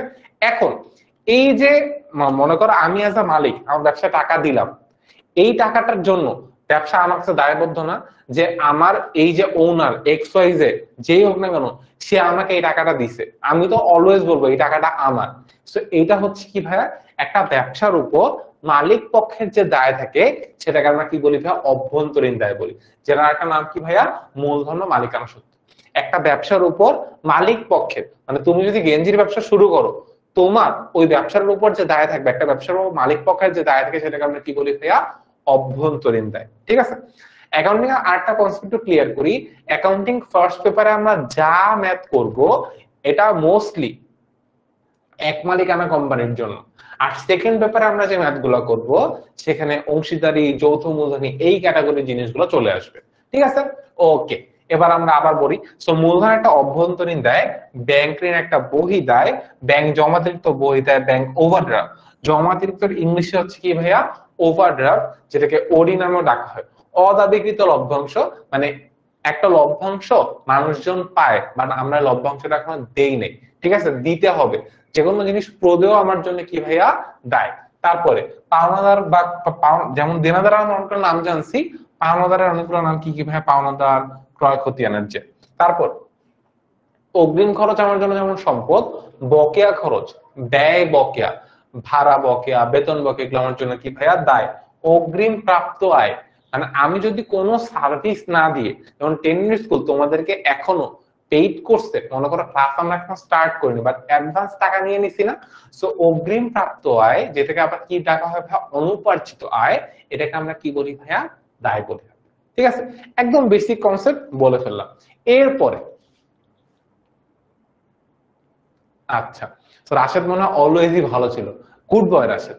ওকে, এবার আমরা আবার ডেবিট দিকে চলেছি। ডেবিট দিকে আমাদেরকে সকল প্রকার খরচ, সকল প্রকার ক্ষতি আমার জন্য কি ভাইয়া? ডেবিট। তারপরে অন্যান্য পার্টে আমাদের আসি। অন্যান্য পার্টে কে কে থাকতেছে? উত্তোলন, জীবন প্রিমিয়াম, আয়কর। সো এই তিনটা বেসিক্যালি একই সেম ক্যাটাগরি, মানে তিনটা সেম ক্যাটাগরিতে পড়ে। সো জীবন বীমা উত্তোলনের মধ্যে আসে, আয়কর উত্তোলনের মধ্যে আসে ফার্স্ট পেপারের ম্যাথে। সেকেন্ড পেপারের ম্যাথে যখন আমরা যাবো তখন এই জায়গাটা একটা সিম্পল কনসেপ্টে চেঞ্জ আসবে, যারা যখন যাব তখনই আমরা শিখবো। আপাতত আমাদের এটা মাথা ঘামানোর দরকার নেই। এরপরে আমরা আসি বিপরীত আয় বা প্রতি আয়। তো বিপরীত আয় মানে কি? আয়ের উল্টা বিপরীত আয়। আমি যদি বলি রাশেদের অপোজিট কি? বিপরীত রাশেদ। তো আয়ের অপোজিট কি ভাইয়া? বিপরীত আয়। আবার ব্যয়ের অপোজিট কি ভাইয়া? বিপরীত ব্যয়। মানে কি ভাইয়া? মনে করো ক্রয় করছি, ক্রয় করলে আমার জন্য কি হয়? ব্যয় হয়। যদি আমি ক্রয়টা ফেরত দিয়ে দিই তখন আমার কি? বিপরীত ব্যয় হচ্ছে। আবার মনে করো বিক্রয় করছি, বিক্রয় করলে আমার জন্য কি হয় ভাইয়া? আয় হয়। সো মনে করো আমি রাশেদের কাছে বিক্রি করছি, ঠিক আছে, বাকি দিয়ে বিক্রি করছি, এখনো টাকা পয়সা পাইনি। সো রাশেদের কাছে মনে করো আমি 10 পিস গেঞ্জি বিক্রি করছি, রাশেদ আবার আমাকে আমাকে এসে 2 পিস ফেরত দিচ্ছে। কারণ কি? ভাই এই গেঞ্জি দুটো ছিঁড়া, আপনি ফেরত দেন, মানে ফেরত দিয়ে দিচ্ছে রাশেদ আমাকে।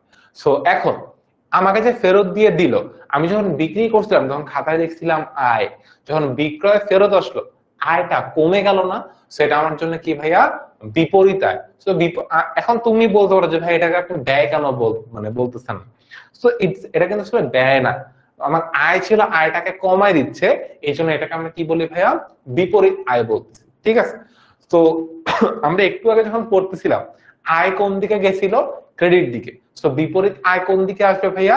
ডেবিট দিকে। সো এখানে এই জিনিসটাই বলছে যে বিপরীত আয় বা প্রতি আয় মতো কোন দিকে আসে?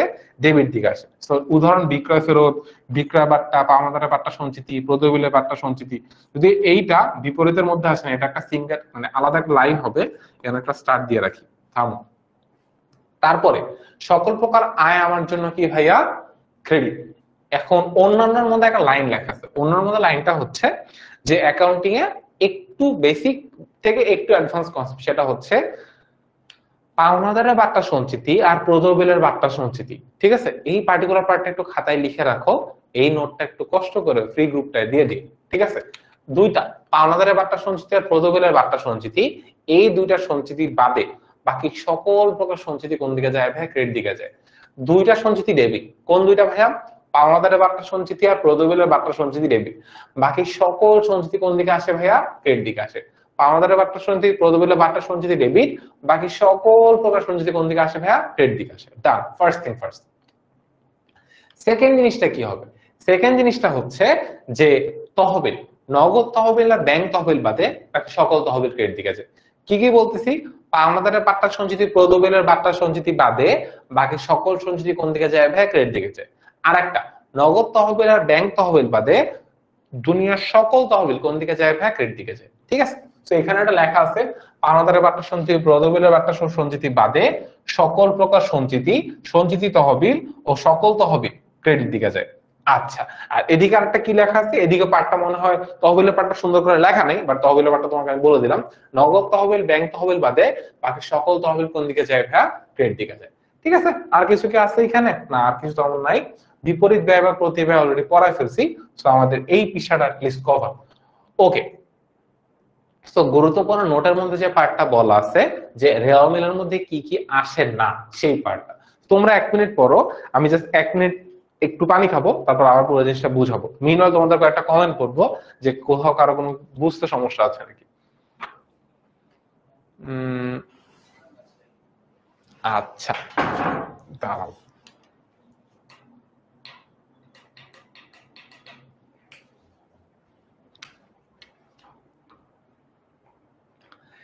সূর্য ভাইয়া ক্লাস নিবে কি নিবে না আমি এটা একটু কথা বলে দেখবো আপু।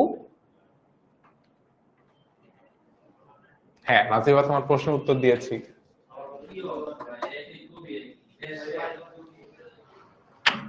আচ্ছা, সো হ্যাঁ, অল ক্লিয়ার, ডান, সমস্যা নেই, বলে ফেলছি। এবার গুরুত্বপূর্ণ নোটের পার্টটায় আসি। তো এখানে কি ফার্স্ট জিনিসটা বলছে যে প্রশ্নে প্রারম্ভিক মজুদ ও সমাপনী মজুদ দুইটাই দেওয়া থাকে। অনেক সময় দেওয়া থাকে রেওয়া মিলার প্রশ্নে প্রারম্ভিক মজুদ, সমাপনী মজুদ দুইটাই দেওয়া থাকে, ঠিক আছে। যদি আমাদের প্রশ্নে প্রারম্ভিক মজুদ, সমাপনী মজুদ দুইটাই দেওয়া থাকে, ইন দ্যাট কেস অবশ্যই ক্লাসগুলো আবার নেওয়া হবে।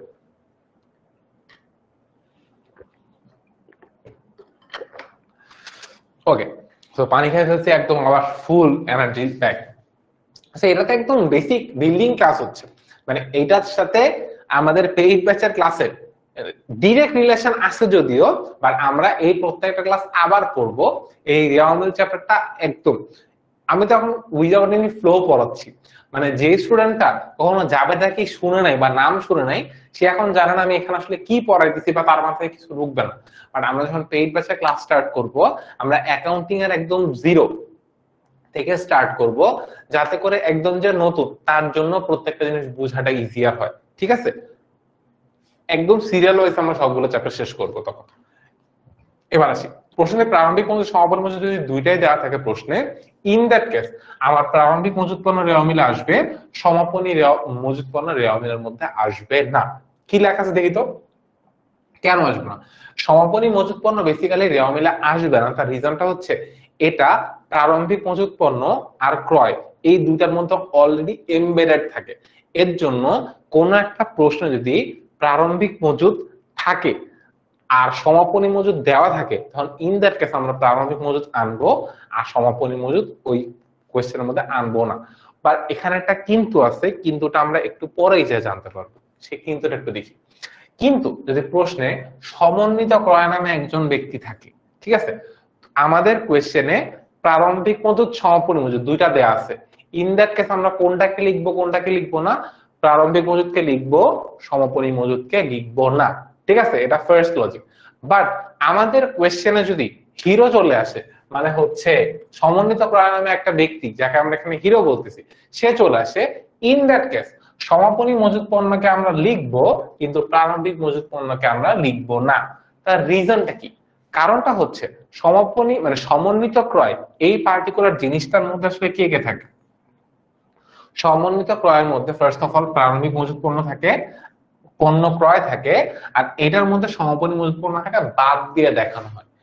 যখন একটা কোয়েশ্চেনের মধ্যে সমন্বিত ক্রয় দেওয়া থাকে, দ্যাট মিনস ওই পার্টিকুলার কোয়েশ্চেনটার মধ্যে কে কে আছে। মনে করো সমন্বিত ক্রয় আমি একজন দেয়া আছে, সমন্বিত ক্রয়ের মধ্যে অলরেডি কে কে আছে? প্রারম্ভিক মজুদ পণ্য আছে আর ক্রয়টা আছে। এটার মধ্যে কে নাই? সমাপনী মজুদ পণ্যটা এইটার মধ্যে ইনক্লুডেড না। সো যখন একটা কোয়েশ্চেনে সমন্বিত ক্রয় থাকবে, তখন আমরা ওই কোয়েশ্চেনটার মধ্যে কাকে কাকে আনবো না? প্রারম্ভিক মজুদ পণ্য আর ক্রয় এই দুটো জিনিসকে আনবো না। তখন এই দুটো জিনিস কিন্তু অলরেডি চলে আসছে যখন এই সমন্বিত ক্রয় আমরা নিচ্ছি। কে নাই সমন্বিত ক্রয়ের মধ্যে? এই সমাপনী মজুদ পণ্যটা কিন্তু সমন্বিত ক্রয়ের মধ্যে নাই, এই যে বিয়োগ করে দেওয়া আছে না। এই জন্য যদি কোন একটা রেওয়া মিলের কোয়েশ্চেনে সমন্বিত ক্রয় থাকে, আমরা কাকে কাকে আনবো না? প্রারম্ভিক মজুদ আর ক্রয়কে আনবো না। বিকজ আমরা যেহেতু সমন্বিত ক্রয়টাকে আনতেছি, তাহলে এই দুইটাকে আনার দরকার নেই, তার কারণ তারা ডাবল ডাবল নিয়ে আসা হয়ে যাবে। বাট আমরা কাকে নিয়ে আসবো নতুন করে? সমাপনী মজুদ পণ্যকে নিয়ে আসবো। তার কারণটা কি? সমাপনী মজুদ পণ্যটা সমন্বিত ক্রয়ের মধ্যে ইনক্লুডেড না। তাহলে কি শিখলাম? একটা রেওয়া মিলের মধ্যে প্রারম্ভিক মজুদ আর সমাপনী মজুদ এই দুইটা আইটেমই অনলি থাকে, ইন দ্যাট কেস আমরা প্রারম্ভিককে আনবো, সমাপনীকে আনবো না। বাট যদি কোয়েশ্চেনের মধ্যে সমন্বিত ক্রয় থাকে, ইন দ্যাট কেস আমরা প্রারম্ভিক মজুদ আর ক্রয় দুইটা জিনিসকে আনবো না, আর কাকে নিয়ে আসবো? সমাপনী মজুদকে নিয়ে আসবো। ঠিক আছে, ওকে। এরপরের কোয়েশ্চেন মনিহারি। তো এখানে সিম্পল লজিক্যালি তোমাকে একটা জিনিস বুঝাই দিই, তিনটা জিনিসের মানে প্রারম্ভিক যে আসবে, সমাপনী যে আসবে না, সেই তিনটা জিনিস কি কি? মজুদ পণ্য, মনিহারি, এই সরি তিনটা জিনিস বলে ফেলছি, বাট বেসিক্যালি দুইটা জিনিস, মজুদ পণ্য মনিহারি, এই দুইটা জিনিসে আমরা কোন জেরকে নিয়ে আসবো ভাইয়া? প্রারম্ভিক জেরকে আনবো, সমাপনী জেরকে আনবো না। কোন দুইটা জিনিস ভাইয়া? মজুদ পণ্য, মনিহারি, এই দুইটা জিনিসের প্রারম্ভিক জেরকে আমরা আনবো, সমাপনী জেরকে আমরা আনবো না। ঠিক আছে, ওকে। এরপর এখানে যা লেখা আছে ওটাকে আমি তোমাকে একটু সামারি করে বলি। দুইটা জিনিসের তো বললাম আমাদের কে আসে না ভাইয়া? সমাপনী জের আসে না। এবার কোন কোন জিনিসের প্রারম্ভিক জের আসে না? নগদ, ব্যাংক, এই দুইটা জিনিসের যদি একদম বেসিক কনসেপ্টটা বলি, নগদ, ব্যাংক, দেনাদার, পাওনাদার, প্রাপ্য বিল, প্রদেয় বিল, এই ছয়টা জিনিস। ঠিক আছে, ছয়টা জিনিসের নাম কি ভাইয়া? নগদ, ব্যাংক, দেনাদার, পাওনাদার, প্রাপ্য বিল, প্রদেয় বিল। এই 6টা জিনিসের কোন জেটটা আসবে আর কোন জেটটা আসবে না, নগদ, ব্যাংক, দেনাদার, পাওনাদার, প্রাপ্য বিল, প্রদবিল, এই 6টা জিনিসের আমরা কোন জেটটাকে আনবো আর কোন জেটটাকে আনবো না, এই 6টা জিনিসের আমরা সমাপনী জেটটাকে আনবো, প্রারম্ভিক জেটটাকে আনবো না। ঠিক আছে, তো আমরা পুরো কনসেপ্টটাকে আরেকবার রিভিউ করি। আমাদের কোন দুইটা জিনিসের প্রারম্ভিক জেট আসবে কিন্তু সমাপনী জেট আসবে না, একটু বলো। আমরা মজুদ পণ্য আর মণিহারি এই দুইটার ক্ষেত্রে প্রারম্ভিক জেরকে আনবো কিন্তু সমাপনী জেরকে আনবো না। একটু কমেন্টে লিখো, আমি যে লাইনটা বলতেছি, মজুদ পণ্য আর মণিহারির আমরা কোন জেরটাকে আনবো, প্রারম্ভিক জেরটাকে আনবো কিন্তু সমাপনী জেরটাকে কি করব না ভাইয়া, আনবো না। আর নগদ, ব্যাংক, দেনাদার, পাওনাদার, প্রাপ্য বিল, প্রদবিল, এই 6টা জিনিসের আমরা প্রারম্ভিক জেরকে আনবো না কিন্তু সমাপনী জেরকে লিপিবদ্ধ করব। বুঝছি না বুঝলাম একটু কমেন্টে বলি, আমি আবার পুরো জিনিসটা বলবো। ওকে ওকে ডান। সো আমি যেটা কমেন্টে লিখতে বলছি সেটা আপাতত অনেক কিছু কমেন্টে লেখা হইতেছে, সো নো প্রবলেম, ডু ফুটি, না বুঝলে আমাকে বলে আর পুরো জিনিসটা আরেকবার রিভাইজ করবো না, ঠিক আছে। ওকে, সো এটা আমরা অলরেডি বলে ফেলছি, নগদ, প্রারম্ভিক হাতে নগদ, প্রারম্ভিক যে ব্যাংক জমা, এগুলো রেওয়ামিলে আসবে না, এগুলোর কোন জেটটা আসবে, এইটার সমাপনী জেট রেওয়ামিলের মতো অন্তর্ভুক্ত করতে হবে। যদি বার্তা, কমিশন, ভাড়া, সুদ ইত্যাদি বিষয়ে প্রদত্ত না প্রাপ্ত কিছু উল্লেখ করা নাই, অ্যাকাউন্টিং এর একটা অনেক বড় বেসিক কনসেপ্ট, যদি কোনো হিসাবের পাশে প্রদত্ত প্রাপ্ত কিছু উল্লেখ করা না থাকে আমরা ওইটাকে প্রদত্ত, দ্যাট মিন্স ব্যয় ধরে অ্যাকাউন্টিং এর হিসাব লিপিবদ্ধ করব। ঠিক আছে, অ্যাকাউন্টিং এর একটা কনসেপ্ট যে কোন একটা হিসাবের পাশে প্রাপ্ত প্রদত্ত মানে আয় নাকি ব্যয় কিছু উল্লেখ করা নাই, এরকম হইলে যেমন বেতন, ভাড়া, এটা দিছি না পাইছি কিছু উল্লেখ করা নাই, আমরা এটাকে ব্যয় ধরি হিসাবভুক্ত করে ফেলবো। ঠিক আছে, ওকে। এরপর এই পার্টিকুলার পার্টটা একটু ভেগ, এই পার্টিকুলার মানে কনসেপ্টটা যে সবকিছু ঠিকঠাক ভাবে বসানোর পরেও যদি আমার রেওয়ামিলটা না মিলে, ইন দ্যাট কেস আমরা দেখবো যে ক্রেডিট দিকে মূলধন আছে নাকি। যদি মূলধন থাকে তাহলে তো আর কোনো কথাই নেই, আর যদি মূলধন না থাকে, যেই পার্টিকুলার অ্যামাউন্টটা আমাদের কম দেখতেছি ক্রেডিট দিকে, সেটাকে আমরা মূলধন নামে লিপিবদ্ধ করব। আর মোস্ট অফ দ্য কেসেসে যেটা হয়, মানে আমি সবকিছু ঠিকঠাক ভাবে লিখছি, লেখার পরেও আমার দুই সাইড মিলতেছে না, ইন দ্যাট কেস আমরা অনিশ্চিত হিসাবকে নিয়ে আসব, যেই সাইডে টাকাটা কম আসতেছে ওই সাইডে টাকাটা বসাবো আর হিসাবের নাম লিখবো অনিশ্চিত হিসাব। মানে এটা হচ্ছে পার্টিকুলারলি দুই সাইড মিলানোর একটা লাস্ট স্ট্র্যাটেজি, যে জিনিসটা হচ্ছে যে আমাদের সবকিছু ঠিকঠাক ভাবে বসানোর পরও যদি দুই সাইড না মিলে, আমরা এই পার্টিকুলার গ্যাপ অ্যামাউন্টটা যেদিকে কম ওইদিকে লিখে ওই হিসাবের নাম দিয়ে অনিশ্চিত হিসাব দিয়ে আমরা দুই সাইডটাকে মিলাই দিই। এটাকে আমরা মানে একটা ভুল সংশোধনের উপায় বলি, যেটা নিয়ে আমাদের নেক্সট ক্লাসে আলোচনা হবে, এই জন্য আমি এই পার্টিকুলার টপিকের ইন ডেপথে আজকে আর গেলাম। ওকে, এখন এটা অলরেডি বুঝাই ফেলছি সমাপনী মজুদ অন্তর্ভুক্ত হবে নাকি হবে না, কখন হবে হইলে, তারপরে হচ্ছে এখানে যে জাস্ট মানে একটা সামারি বলছে কোন কোন জিনিসগুলো অন্তর্ভুক্ত হবে না। ফার্স্ট থিং, সমাপনী মজুদ পণ্য, সমাপনী মণিহারি, প্রারম্ভিক নগদ, প্রারম্ভিক ব্যাংক জমা, সম্ভাব্য যে কোনো কিছু, সম্ভাব্য সম্পদ, সম্পদায়, এগুলো রেওয়ামিলে অন্তর্ভুক্ত হয় না। কিন্তু এখানে একটা স্টার্ট দেওয়া আছে, যদি প্রশ্নে সমন্বিত ক্রয় দেওয়া থাকে, ইন দ্যাট কেস সমাপনী মজুদ পণ্য রেওয়ামিলে অন্তর্ভুক্ত হবে কিন্তু প্রারম্ভিকটা অন্তর্ভুক্ত হবে না। ঠিক আছে, ওকে ডান। এবার আমরা একটা সিকিউ সলভ করব, আর আমি সলভ করার আগে তোমাদের এখন দায়িত্ব হচ্ছে এই কোয়েশ্চেনটা পড়ে আমাকে বলা কোনটা ডেবিট দিকে না, ফার্স্ট কাজ হচ্ছে আমাকে বলো কোনটা কোনটা রেওয়ামিলে আসবে না। এই প্রত্যেকটা আইটেমের মধ্যে সবগুলো লেখা আছে, আমাকে দেখে বলো কোনটা কোনটা রেওয়ামিলে আসবে না। আর যারা একটু ভালো করো এই কোয়েশ্চেনটা অ্যান্সার করার পরে আমাকে বলবা যে কোনটা ডেবিট কোনটা ক্রেডিট, তাহলে আমি ওই ওয়াইজ পুরো ম্যাথটা সলভ করে ফেলবো। দিস ইজ দা মানে আমাদের অনেক বড় কাজ। ঠিক আছে, ওকে।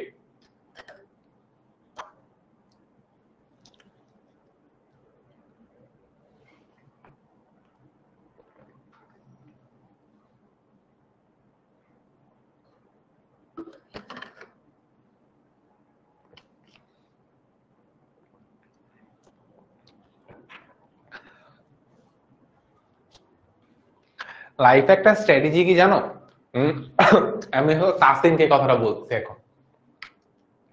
জিনিসটা হচ্ছে যে লাইফে আমাদের ইগনোর বাটনটা একটু মানে আমাদের লাইফে থাকতে হবে, যে আমি কি দেখবো আর কি দেখবো না। তো এখন কমেন্টে অনেক কিছু হইতেছে, আমি চাইলে দুইটা কাজ করতে পারি, যেটা অ্যাকচুয়ালি পেইড ব্যাচে আমরা করব। তোমাদেরকে আমি আগেই একদম ওপেনলি বলতেছি যে এই কাজটা আমি মানে, আর অন্য কোনো ক্লাসে কি হবে না হবে আমি জানি না, অন্য ক্লাসে ওই জিনিসটা হবে, বাট টু হোয়াট এক্সটেন্ট হবে আমি জানি না, বাট আমি অ্যাকাউন্টিং ক্লাসে এটা করবোই করবো, মাস্ট। ফার্স্ট থিং ফার্স্ট, আমরা ক্লাস করতে আসছি, মজা করতে আসিনি। যখন ক্লাস করব প্রপারলি ক্লাসই করব, অন্য কোনো কিছু না। হ্যাঁ, ক্লাসে অনেক মজা হবে, আমরা পড়া টপিক গুলো অনেক মজা করে বুঝায় পড়ানোর চেষ্টা করব, কিন্তু কোনো মজা যেন বেয়াদবি পর্যন্ত এক্সটেন্ড না হয় আমরা এটাও এনশিওর করব। কারণ মজার আর বেয়াদবি এই দুইটা জিনিস একটা থিন লাইন আছে, এটা না বুঝলে একটু সমস্যা আছে। দ্বিতীয়ত, পড়ার জন্য একটা পরিবেশ দরকার। সো পড়াশোনা করতে এসে মানে আমি যদি মনে করো স্কুলে ক্লাস করতে গেছি এন্ড ক্লাসের মধ্যে বেঞ্চের উপর দাঁড়ায় গান গাইতেছি, সো টিচার যদি ওই সময় ক্লাসে ঢুকে, হয় টিচার মানে মাইর দিবে, না আমার ক্লাস থেকে বাইর করে দিবে, দুইটা কাজ।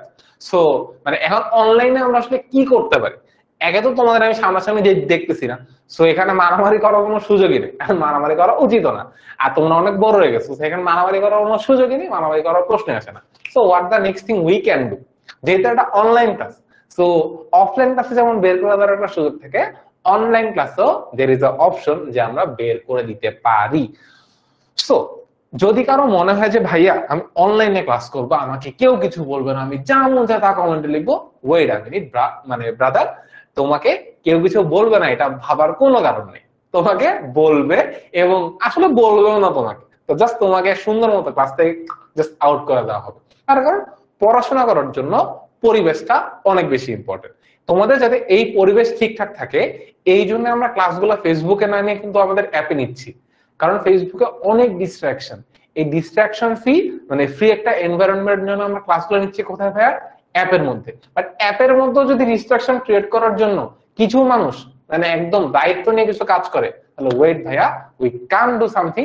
আমরা জাস্ট একটা কাজই করতে পারি, তোমাদেরকে সসম্মানে বলতে পারি আইদার বের হয়ে যাও, আর যদি সেটাও না করো তাহলে আমরা সেই দায়িত্বটা নিজেদের হাতে এবং কাঁধে নিয়ে তোমাদেরকে মানে ক্লাস থেকে বের করে দিতে পারি। বাট এটা কিন্তু আবারও বললাম, একটা জিনিস মানে যখন লেভেল ক্রস করা যাবে ঠিক তখনই।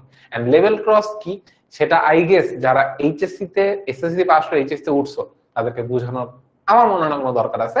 So that's it. ভাইয়া যেরকম মজা করতে পারে, ভাইয়া সেরকম রাগও করতে পারে। সো দুইটা রূপই আমাদের ফ্রি ক্লাস দেখা রাখলাম, পরে যাতে কেউ না বলে ভাই আপনি তো মানে ফ্রি ক্লাসের মধ্যে অনেক হিসেবে মানে অনেক কিছু করছেন, বাট এখন আপনি ক্লাসে অনেক রাগি। ভাইয়া রাখতেও পারে, ভাইয়া বকা দিতে পারে, কারণ টিচারের সবগুলো আইটি আছে, টিচার বকা দেবে, টিচার আদরও করবে, বাট দিন শেষে টিচার পড়াটা ঠিক মতো বুঝাবে। ওকে, এবার আমরা আসি পড়াশোনায় ব্যাক করি।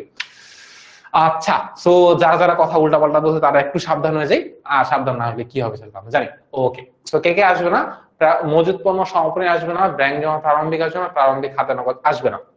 ওকে, সো আশরাফি মানে আফসানা বলছে বা জান্নাত পণ্য, হ্যাঁ জান্নাত লিখছে নগদ 1/1/18, ব্যাংক জমা তারপর হচ্ছে হাতে নগদ, মজুদ পণ্য। ওকে ডান। সো মজুদ পণ্য 31/1। সো আমরা দেখি কোনটা কোনটা আসবে না। সো প্রথমে একজন বলছে মজুদ পণ্য, হ্যাঁ মজুদ পণ্য সমাপনীটা আসবে না, ডান কাটলাম। তারপর নগদ ব্যাংকের প্রারম্ভিক আসে না, সো এটা কাটলাম, এটা আসবে না, আর ব্যাংক জমা প্রারম্ভিক আসবে না। সো কোনটা কোনটা আসবে না? এই 15,000 আসবে না, তারপর ব্যাংক জমার এই 12,000 আসবে না, তারপরে এই মজুদ পণ্যের এই সমাপনী 28,000 টাকা আসবে না। ঠিক আছে?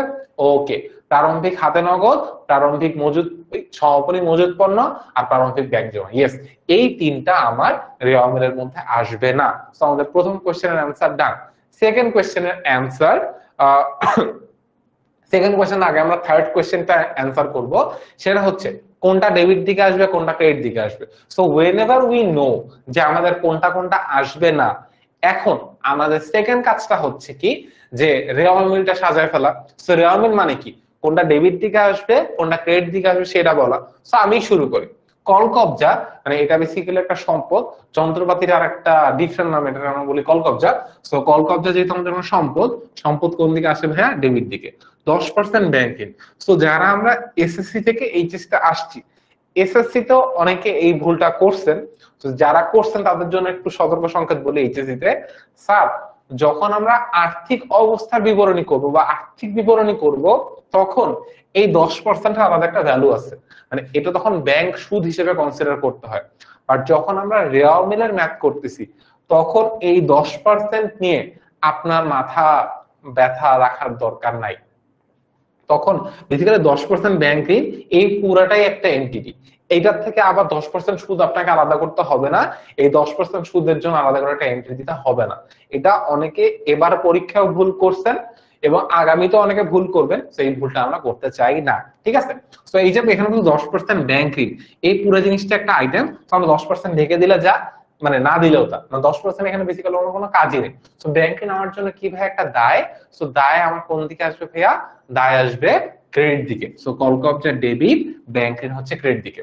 সো বকেয়া ভাড়া, সো একটু আগে আমরা শিখছি না ব্যয় বকেয়া, সো কোন একটা ব্যয়, ভাড়া আমার জন্য একটা ব্যয়, ব্যয় যখন আমার জন্য বকেয়া হয়ে যায়, ব্যয় বকেয়া আমার জন্য কি ভাইয়া দায়, দায় কোন দিকে আসে ভাইয়া, ক্রেডিট দিকে আসে। ইয়েস, বকেয়া ভাড়া ক্রেডিট, রাশেদ 100 ঠিক আছে। ওকে, কালোটাতে বলো অন্ধকার লাগে, যাতে প্রপারলি দেখতে পারে, এর জন্যই তো কালো বোর্ডের মধ্যে ম্যাথ করাচ্ছি রাস্তার। কালোটাতে অন্ধকার লাগার কোনো কারণ নাই, তাহলে মোবাইলের আলো বাড়ায় দাও, ব্রাইটনেস নামে একটা অপশন আছে মোবাইলে, ঠিক আছে। তারপর আসবাবপত্র, এটা আমার জন্য কি, আমার জন্য একটা সম্পদ, সম্পদ কোন দিকে বসে ভাইয়া, ডেবিট দিকে বসে, এটা তো আগেই ক্রস দিয়ে দিছি, এটা আমার জন্য আসবে না। দেন সুনাম, সুনাম আমার জন্য কি ভাইয়া একটা সম্পদ, সম্পদ কোন দিকে বসে ভাইয়া, ডেবিট দিকে বসে। এরপরে হাতে নগদ সমাপনী, হাতে নগদ আমার জন্য অলওয়েজ একটা সম্পদ, সম্পদ কোন দিকে বসবে ভাইয়া, ডেবিট দিকে বসবে। লভ্যাংশ প্রদান, লভ্যাংশ মানে একজন আমার কাছে টাকা পায়, সো লভ্যাংশের টাকাটা আমি দিয়ে দিচ্ছি, এটা আমার জন্য একটা ব্যয়, সো ব্যয় আমার জন্য কি ভাইয়া, ব্যয় বসে ডেবিট দিকে। আমি কোথাও ভুল করতেছি নাকি তাহলে একটু বলে দেন। কলকবজা ডেবিট, ব্যাংক ঋণ ক্রেডিট, বকেয়া ভাড়া ক্রেডিট, ইয়েস ঠিক আছে, কলকবজা ব্যাংক ঋণ বকেয়া ভাড়া ক্রেডিট, আসবাবপত্র ডেবিট, সুনাম ডেবিট, ইয়েস। তারপর হচ্ছে হাতে নগদ ডেবিট, লভ্যাংশ প্রদান ডেবিট। আমার আগে কি কেউ করতে পারতেছে না, আমি কি সবার আগে করতেছি, ইয়ে, আর জীবন যুদ্ধে আগে যাচ্ছি। তারপরে মূলধন, সো মূলধন হচ্ছে একটা মালিক পক্ষের দায়, সো দায়কে আমরা অলওয়েজই কি বলি ভাইয়া, দায় আমার জন্য অলওয়েজই ক্রেডিট, সেটা অভ্যন্তরীণ দায় হোক আর সেটা বহিঃস্থ দায় হোক, ঠিক আছে। মূলধন যেহেতু একটা অভ্যন্তরীণ দায়, দায়কে আমরা অলওয়েজ কোন দিকে বসাই ভাইয়া, ক্রেডিট দিকে বসাই। এরপরে ক্রয়, ক্রয় আমার জন্য কি ভাইয়া একটা ব্যয়, ব্যয় কোন দিকে বসে ভাইয়া, ডেবিট দিকে বসে। এরপরে বিজ্ঞাপন খরচ, খরচ তো অলরেডি বলেই দিছে, খরচ না বললো বিজ্ঞাপন আমার জন্য একটা ব্যয় ধরে আমরা হিসাব করতাম, তো ব্যয় আমার কোন দিকে আসে ভাইয়া, ডেবিট দিকে আসে, ঠিক আছে। প্রদেয় হিসাব, একটু আগে আমি শিখাইছিলাম প্রাপ্য যে কোনো কিছু আমার জন্য যেমন সম্পদ, প্রদেয় যে কোনো কিছু, তো প্রদেয় রাশেদ, প্রদেয় রাফসার, প্রদেয় মাহির, প্রদেয় সাইফ, প্রদেয় যে কোনো কিছু আমার জন্য কি ভাইয়া, দায়, তো দায় আমাদের কোন দিকে আসে ভাইয়া, ক্রেডিট দিকে আসে। চেক করি তো কোথাও ভুল করছি নাকি, ইয়েস, না কোথাও ভুল করিনি। ক্রয় ডেবিট, মূলধন হচ্ছে ক্রেডিট, ওকে ডান, 100 ঠিক আছে। তাও কেউ আমার আগে এখন পর্যন্ত ম্যাথ করতে পারেনি, কি যে মজা লাগতেছে। এরপর বিক্রয়, ক্রয় আমার জন্য একটা ব্যয়, বিক্রয় আমার জন্য কি ভাইয়া, আয়, সো আয় কোন দিকে আসে ভাইয়া, আয় আসে ক্রেডিট দিকে। মজুত পণ্য, সো মজুত পণ্য আমার জন্য একটা মানে একটা কাহিনী আছে, সো প্রারম্ভিক মজুত পণ্যকে আবার মানে সম্পদ ধরা যায় না, সো এইখানে মজুত পণ্যকে ব্যয় ধরে আমরা হিসাব করব। সমাপনী মজুত পণ্য হচ্ছে একটা সম্পদ, চলতি সম্পদ। প্রারম্ভিক মানে প্রারম্ভিক মজুত পণ্য ইটসেলফ ইজ দা ব্যয় হিসেবে ধরতে হবে, সেটা আমাদের কোন দিকে আসে ভাইয়া, ডেবিট দিকে আসে। ওকে, তারপর বিক্রয় বাট্টা, সো বিক্রয় ফেরত আর বাট্টা কাইন্ড অফ সেম ক্যাটাগরিতে পড়ে, সো বিক্রয় আমার জন্য আয়, বিক্রয় ফেরত, বিক্রয় বাট্টা এগুলো আমার জন্য কি ভাইয়া, বিপরীত আয়। সো আয় যদি ক্রেডিট দিকে বসে, বিপরীত আয় কোন দিকে বসবে, ডেবিট দিকে। ওকে, সো ব্যাংক জমা আমার জন্য সম্পদ, বসবে ডেবিট দিকে, প্রাপ্য হিসেবে আমার জন্য সম্পদ, বসবে ডেবিট দিকে। ইয়েস, ডান। মজুত পণ্য ডেবিট, প্রাপ্য হিসেবে ডেবিট। সো আমি একটা মানে পুরোটা ক্রস চেক করে নেই, আই বিলিভ সব ঠিক আছে। এরপরে আমাকে এখন যে কাজটা করতে হবে, আমি একটু দেখি, আমাকে খতে বলছে সম্পদ আর দায়গুলা পরিমাণ নির্ণয় করতে। সো আমরা একটু দেখি আমার এখন সম্পদ কে আর দায় কে কে। তো আমার এটা হচ্ছে ক, রেওয়া মিলে অন্তর্ভুক্ত হবে না, হাতে নগদের প্রারম্ভিক, ব্যাংক জমার প্রারম্ভিক, মজুত পণ্য সমাপনী, এই তিনটা আমার রেওয়া মিলের মধ্যে অন্তর্ভুক্ত হবে না। এরপরে আমরা এই পার্টটা সলভ করতেছি, বাট তার আগে আগে এই রেওয়া মিলের পার্টটা দেখে নিই। সো কল কবজা ডেবিট দিকে বসছে, ব্যাংক ঋণ ক্রেডিট দিকে বসছে, বকেয়া ভাড়া ক্রেডিট দিকে, আসবাবপত্র সুনাম, হাতে নগদ লভ্যাংশ প্রদান এই চারটা ডেবিট দিকে বসছে, মূলধন ক্রেডিট, ক্রয় ডেবিট, বিজ্ঞাপন খরচ ডেবিট, প্রদেয় হিসাব ক্রেডিট দিকে বসছে, তারপর বিক্রয় ক্রেডিট দিকে বসছে, মজুত পণ্য ডেবিট দিকে, বিক্রয় বাট্টা ডেবিট দিকে, ব্যাংক জমা ডেবিট দিকে, প্রাপ্য হিসাব ডেবিট দিকে। রেওয়া মিলের কাজটা হচ্ছে যে জায়গার জিনিস জায়গা মতো ডেবিটের টাকা ডেবিট দিকে বসাবো, ক্রেডিটের টাকা ক্রেডিট দিকে বসাবো, এরপরে দুই সাইড যোগ করব। আমি যে তোমাকে বলছি যারা সায়েন্স বা আর্টস থেকে আসছো কিচ্ছু বুঝো না, আই নো দ্যাট, ভাই বুঝার দরকার নেই, জাস্ট একটা জিনিসই বুঝো। রেওয়া মিল হচ্ছে আমার একটা ছক, আমাকে কোয়েশ্চেনে কিছু আইটেমের নাম বলে দিবে। প্রথম কথা, এই ক্রমিকের ঘর এইটা বুঝার কিছু নাই, সিরিয়াল ওয়াইজ বসায় দিবা। এরপর কোয়েশ্চেনে যে আইটেম গুলো বলছে ওগুলোর মধ্যে যেগুলো আসবে সেগুলোকে আমি এখানে বসাবো, ঠিক আছে? বসানোর পরে আমার টাকার ঘরটাই হচ্ছে মেইন। কোয়েশ্চেনে যে টাকা দেওয়া আছে আমার সূত্র অনুযায়ী কোনটা ডেবিট দিকে বসবে সেটা ডেবিট দিকে বসাবো, যেটা ক্রেডিট দিকে বসবে সেটা ক্রেডিট দিকে বসাবো। বসানোর পরে আমি যোগ করব। যদি দেখি যোগ করার পর দুই সাইডে যোগফল মিলছে তাহলে আমার অঙ্ক ঠিক আছে, যদি দেখি যোগ করার পর দুই সাইডে যোগফল মিলে নাই তাহলে আমার অঙ্ক ভুল হয়েছে। সো রেওয়া মিলটাকে এর জন্যই বলা হয় একটা গাণিতিক শুদ্ধতা যাচাইয়ের টুল। মানে যদি আমি দেখি আমার রেওয়া মিল করার পরে আমার দুই সাইড মিলতেছে না তাহলে আমার বুঝতে হবে আমি খতিয়ানে অথবা জাবেদায় কোথাও কোনো ভুল করছি, ঠিক আছে? মানে একদম বিজনেস এর ইন জেনারেল কনসেপ্ট হচ্ছে এটা, যে রেওয়া মিল করার পর যদি দেখি কোথাও ভুল হয়েছে, দুই সাইড মিলতেছে না, তার মানে কি খতিয়ান বা জাবেদা কোথাও না কোথাও একটা ভুল হয়েছে। আর এই ভুলটারে সংশোধন করার আবার একটা প্রসেস আছে, সেটা আমরা নেক্সট ক্লাসে দেখবো, সাইড ভাই দেখাবে, সো নো টেনশন ডু। এরপর আমরা সম্পদের পার্টটা আসি। তো সম্পদের মানে লিস্ট গুলো একটু বলি, এখানে একটা জিনিস আছে একটু বুঝানো। তো কলকাতা সম্পদ বলছিলাম, আমাদের সম্পদ বলছিলাম। তো এইখানে এ হচ্ছে একটা মানে এর দাঁড়াও আগে ব্যাংক জমা সম্পদ, প্রাপ্য সুনাম সম্পদ, হাতে নগদ সম্পদ। এইটার মানে এইখানে এগুলো সম্পূর্ণেরই আসছে, কিন্তু এইখানে একটা টুইস্ট হচ্ছে, আমরা তো বলতেছিলাম যে ভাইয়া মজুদ পণ্যের সমাপনী যেটা রেওয়া মিলের মধ্যে আসবে না। হ্যাঁ, মজুদ পণ্যের সমাপনী যেটা রেওয়া মিলের মধ্যে আসবে না। এখানে আমাদের একটা জিনিস মনে রাখতে হবে, মজুদ পণ্য এই কেসটাতে একটা এক্সেপশন। দেখো আমাদের রেওয়া মিলটা যে কোয়েশ্চেন দেওয়া ছিল, এই কোয়েশ্চেনের মধ্যে হাতে নগদের প্রারম্ভিক দেওয়া ছিল, ব্যাংক জমা প্রারম্ভিক দেওয়া ছিল, হাতে নগদের সমাপনী দেওয়া ছিল, ব্যাংক জমা সমাপনী দেওয়া ছিল। তো আমরা যখন সম্পদের পরিমাণ বের করতেছি তখন কিন্তু প্রারম্ভিক যেগুলো নিচ্ছি না, এগুলোকে নিচ্ছি না, আমরা কোনগুলো নিলাম, ব্যাংক জমা সমাপনী নিলাম, তারপর হাতে নগদ সমাপনী নিলাম।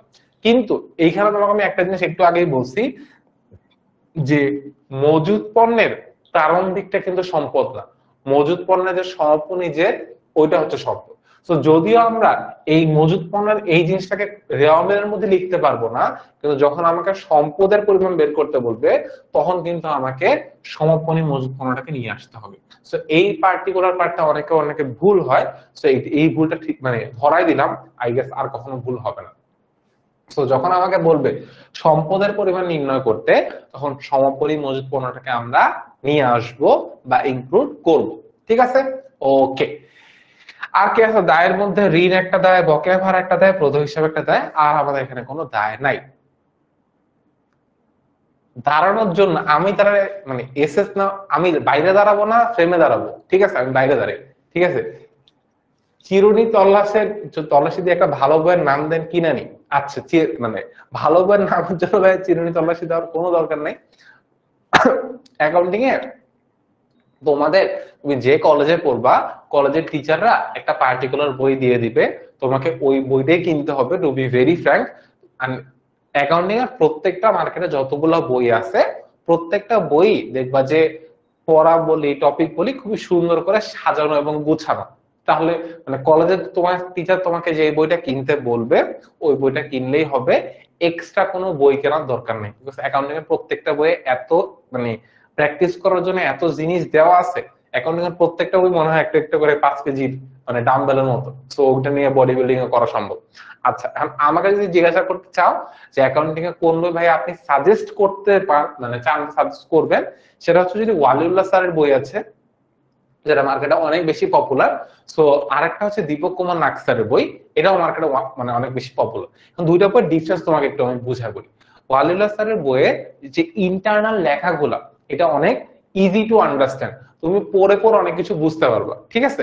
এবং বইয়ের মধ্যে ম্যাথ অনেকগুলা দেয়া আছে প্র্যাকটিস করার জন্য, এমসিকিউ অনেকগুলা দেয়া আছে প্র্যাকটিস করার জন্য, প্রত্যেকটা অধ্যায়ের শেষে দেখবা যে মানে ওই পার্টিকুলার চ্যাপ্টারের ইম্পর্টেন্ট লাইন গুলা আলাদা করে সামারাইজ করে দেয়া আছে। এটা ওয়ালিউল্লাহ স্যারের বইয়ের আমি ডেসক্রিপশনটা বললাম, আমার কাছে ওয়ালিউল্লাহ স্যারের বইটা এর জন্য ভালো লাগে।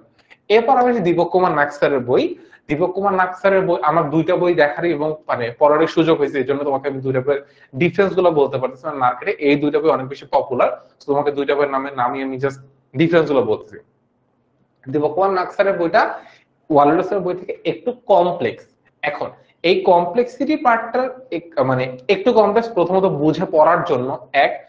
এখন দীপক কুমার নাগ স্যারের স্পেশাল পার্টটা হচ্ছে এখানে অনেকগুলা ম্যাথ প্র্যাকটিস দেওয়া আছে। মানে এখানে বইটা এভাবে সাজানো, একটা টপিক মানে অ্যাকাউন্টিং এ মানে প্রত্যেকটা টপিক এখন চ্যাপ্টার এখন অনেক বড়, সে একটা টপিকের আন্ডারে অনেকগুলো সাব টপিক থাকবে। এখন দীপক কুমার নাগ স্যারের বইটা এভাবে সাজানো যে একটা সাব টপিক, ওই একটা সাব টপিকের মধ্যে যত টাইপের ম্যাথে আসতে পারে ওই মানে সিকিউ গুলো আলাদা করে সর্টেড করে দেওয়া আছে। তো sub topic CQ practice, sub topic CQ practice, এভাবে সুন্দর করে গোছানো। বাট আগেই বলছি স্যারের বইটা একটু কঠিন, মানে পড়ার জন্য একটু কঠিন। সো মানে বাট ম্যাথ প্র্যাকটিসের জন্য দীপক কুমার নাগ স্যারের বইটা অনেক ভালো। সো এই তো দুইটা বই ডিফারেন্স বললাম, যে বইটা ভালো লাগে ওই বইটি কিনতে পারো। আর যদি মানে আরটা যদি হয় যে কলেজে পড়বা ওই কলেজের টিচার যদি কোনো একটা বই কিনতে বলো তখন তো ওইটা কিনতেই হবে, বিকজ কলেজে বই নিয়ে যাওয়া লাগবে। সো যা বললাম তাই। তো রাফসানের প্রশ্নের আই গেস আপনাকে উত্তর দিতে পারছি ভাইয়া। সো আই গেস আর কোনো কোয়েশ্চেন নাই। আরে দীপক কুমার নাগ স্যারের বই থাকলে তো কোনো টেনশন নেই। ওকে, তাহলে অনেক ম্যাথ প্র্যাকটিস করবা, ভালো হবে। আচ্ছা, সো আমাদের ম্যাথ করা শেষ। এবার আমরা এই এমসিকিউ অ্যানসার করে টাটা গুড বাই বলবো। রিওয়ার্ড জিনিসটা কি, এটা কি খায় নাকি মাথায় দেয়? বাট এই সিম্পল কোয়েশ্চেনটা কয়টা বোর্ডে আসছে? 1 2 3 তিনটা বোর্ডে আসছে, আর অনেকগুলো বোর্ড আই বিলিভ আসছে।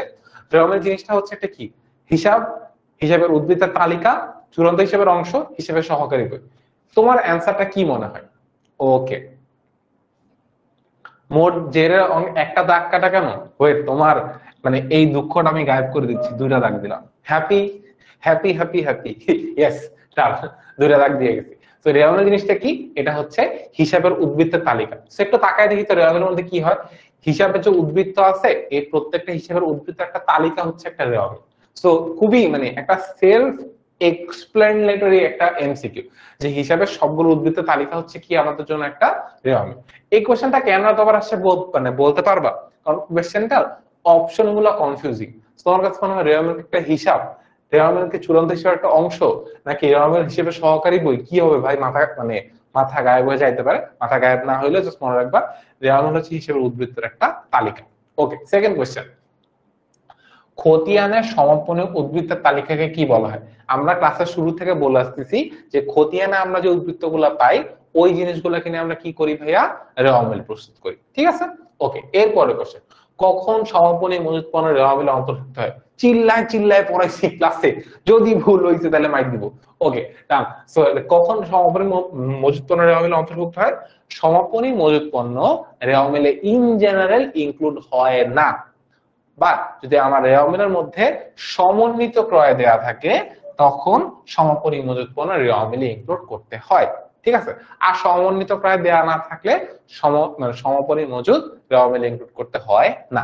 ওকে, কোনটি রেওয়ামেলে ডেবিট দিকে বসে? প্রাপ্য বিল সঞ্চিতি, দেনাদারের বার্তা সঞ্চিতি, অনাদায়ী পাওনা সঞ্চিতি, পাওনাদারের বার্তা সঞ্চিতি। কি পড়াইছিলাম ভাইয়া? পাওনাদারের বার্তা সঞ্চিতি আর প্রদবিলের বার্তা সঞ্চিতি, এই দুইটা সঞ্চিতি বাদে দুনিয়ার সকল সঞ্চিতি, রাফসান সঞ্চিতি, রাশেদ সঞ্চিতি, কাজী সঞ্চিতি, তারপর হইতেছে নওশীন সঞ্চিতি, তারপর প্রার্থনা সঞ্চিতি, মুস্তারিম সঞ্চিতি, যে কোনো সঞ্চিতি মানে পাওনাদারের বার্তা সঞ্চিতি আর প্রদবিলের বার্তা সঞ্চিতি বাদে দুনিয়ার সকল সঞ্চিতি কোন দিকে যায় ভাইয়া? ক্রেডিট দিকে যায়। তাহলে ডেবিট দিকে কে কে আসে ভাইয়া? ডেবিট দিকে বসবে এই পাওনাদারের বার্তা সঞ্চিতি। আরটা কে বসবে ভাইয়া? প্রদবিলের বার্তা সঞ্চিতি। আর তহবিলের ক্ষেত্রে নগদ তহবিল আর ব্যাংক তহবিল বাদে বাকি সকল তহবিল কোন দিকে যায় ভাইয়া? ক্রেডিট দিকে যায়, ঠিক আছে। ওকে, এরপর সমন্বিত ক্রয়ের সূত্র কি শিখেছিলাম ভাইয়া? প্রারম্ভিক মজুদ যোগ ক্রয় মাইনাস সমাপনী মজুদ পণ্য। সমন্বিত ক্রয়ের সূত্র কি? প্রারম্ভিক মজুদ পণ্য যোগ ক্রয় মাইনাস সমাপনী মজুদ পণ্য। এই যে সমন্বিত ক্রয়ের মধ্যে এই সমাপনী মজুদকে মাইনাস করে দেখানো হয়। এই জন্যই যখন কোন একটা রেওয়া মিলে সমন্বিত ক্রয় আসে তখন আমরা এটাকে আনি না, কিন্তু এটাকে আমরা নিয়ে আসি। ঠিক আছে? এই জন্য তোমাদেরকে যদি কেউ কখনো জিজ্ঞাসা করে সমন্বিত ক্রয় থাকলে আমি কেন সমাপনী মজুদ পণ্যকে আনবো, তার ব্যাখ্যাটা এভাবে দিবা যে সমন্বিত ক্রয়ের মধ্যে দেখো কে কে আছে, প্রারম্ভিক মজুদ আছে, ক্রয় আছে, কিন্তু কে নাই, সমাপনী মজুদ পণ্য নাই। তাহলে এই জন্য সমন্বিত ক্রয় যদি আমার কোনো একটা মানে কোয়েশ্চেনে থাকে তখন আমরা কাকে আনবো না, প্রারম্ভিক মজুদকে আনবো না, ক্রয়কে আনবো না, কিন্তু সমাপনী মজুদকে নিয়ে আসবো। ওকে, আমি মানে আমাকে একটু মনে করো যে লাস্ট একটা ইন্টারেস্টিং কথা বলবো আমি, তারপর আগে শেষ করি। অনিশ্চিত হিসাব হলো একটি সাময়িক হিসাব, অস্থায়ী হিসাব। এখানে একটা দাগ দিয়ে দিই, নামিক হিসাব এই পার্টিকুলার টপিকটা অনেক ইম্পর্টেন্ট একটা টপিক। সো নামিক হিসাব গুলোকে কোন জাতীয় হিসাব বলা হয়? সকল প্রকার আয় ব্যয় জাতীয় হিসাবকে আমরা কি বলি ভাইয়া? নামিক হিসাব বলি। ঠিক আছে, এটা অনেক ইম্পর্টেন্ট এমসিকিউ। সকল প্রকার আয় ব্যয় জাতীয় হিসাব গুলোকে আমরা কি বলি ভাইয়া? নামিক হিসাব বলি। সো অস্থায়ী মানে অনিশ্চিত হিসাব কোনো নামিক হিসাব না, জাস্ট এটা একটা সাময়িক সময়ের জন্য করা হয়, একটা অস্থায়ী সময়ের জন্য করা হয়। অ্যান্সার তাহলে কি হবে ভাইয়া? 1 ও 2। ইয়েস, 5 শেষ, 6 শেষ, আমাদের ক্লাসও শেষ। ইয়েস, এখন তো ক্লাস শেষ করছি, আপনার একটা বিজ্ঞাপন তো অবশ্যই দিতে হবে। সো বিজ্ঞাপন দিব, বিজ্ঞাপন দেওয়ার আগে একটা ছোট কথা, সেটা হচ্ছে তোমরা যখন এই ক্লাসটা শেষ হয়ে যাবে, এন্ড দিয়ে দিবে, তোমাদের সামনে একটা রেটিং দেওয়ার অপশন থাকবে। রেটিং এর মধ্যে ভাইয়াকে অ্যাটলিস্ট একটু জানাই দিও ভাইয়া ক্লাসটা কেমন লাগছে। সো রেটিং এর ফ্রেমওয়ার্কটা একটু বলি। যদি ক্লাসটা সবচেয়ে ভালো লাগে, অনেক ভালো লাগছে, তাহলে 5 স্টার। ক্লাসটা বেশি একটা ভালো লাগে না, ভাইয়া ভালো পড়ায় না, ভাইয়া ভালো বকা দেয় ক্লাসে, তাহলে মানে ভালো না লাগলে 4 স্টার। তোর কিচ্ছু বুঝি নেই ক্লাসটার মধ্যে, তাহলে 3 স্টার। একদম ভালো না ক্লাসটা, 2 স্টার। দূর, এই ক্লাসটা করবোই না আর কখনো ভাইয়া, ক্লাস 1 স্টার। সো এই মানে স্টারের ফ্রেমওয়ার্কটা বললাম। সো আমি তো 5 স্টার পাওয়ার ক্লাস নিছি, এখন জানি না কতটুকু ভালো ক্লাস নিতে পারছি, মানে কতটুকু খারাপ ক্লাস নিছি। তোমরা একটু জানাই দিও তোমাদের ওই ভোট দিয়ে, যে ভালো হইলে ভালো, খারাপ হইলে খারাপ, পুরোটা জানতে পারলে আমার জন্য ভালো লাগবে। আর যদি কোনো ফিডব্যাক থাকে যে ভাই আপনি ক্লাসে বকা দিবেন না, যদি উল্টা পাল্টা ক্লাসে করো ভাইয়া বকা দিবেই, এটার কোনো মিস নেই। বাট যদি তুমি ভালো থাকো ভাইয়াও ভালো, তুমি খারাপ ভাইয়াও খারাপ। ঠিক আছে? ওকে, সো এই হলো আমাদের ফ্রেমওয়ার্ক। তো বুঝে ফেলছি রেওয়ামেলটা। নেক্সট ক্লাসে রেওয়ামেলটা মানে এটা যে ভুল সংশোধনী পার্টটা সাইডটা আরো সুন্দর করে বুঝাই দিবে। সো ওই পার্টটা নিয়ে ভাইয়ে বলুক, আমি আবার তো কিছু না বলি।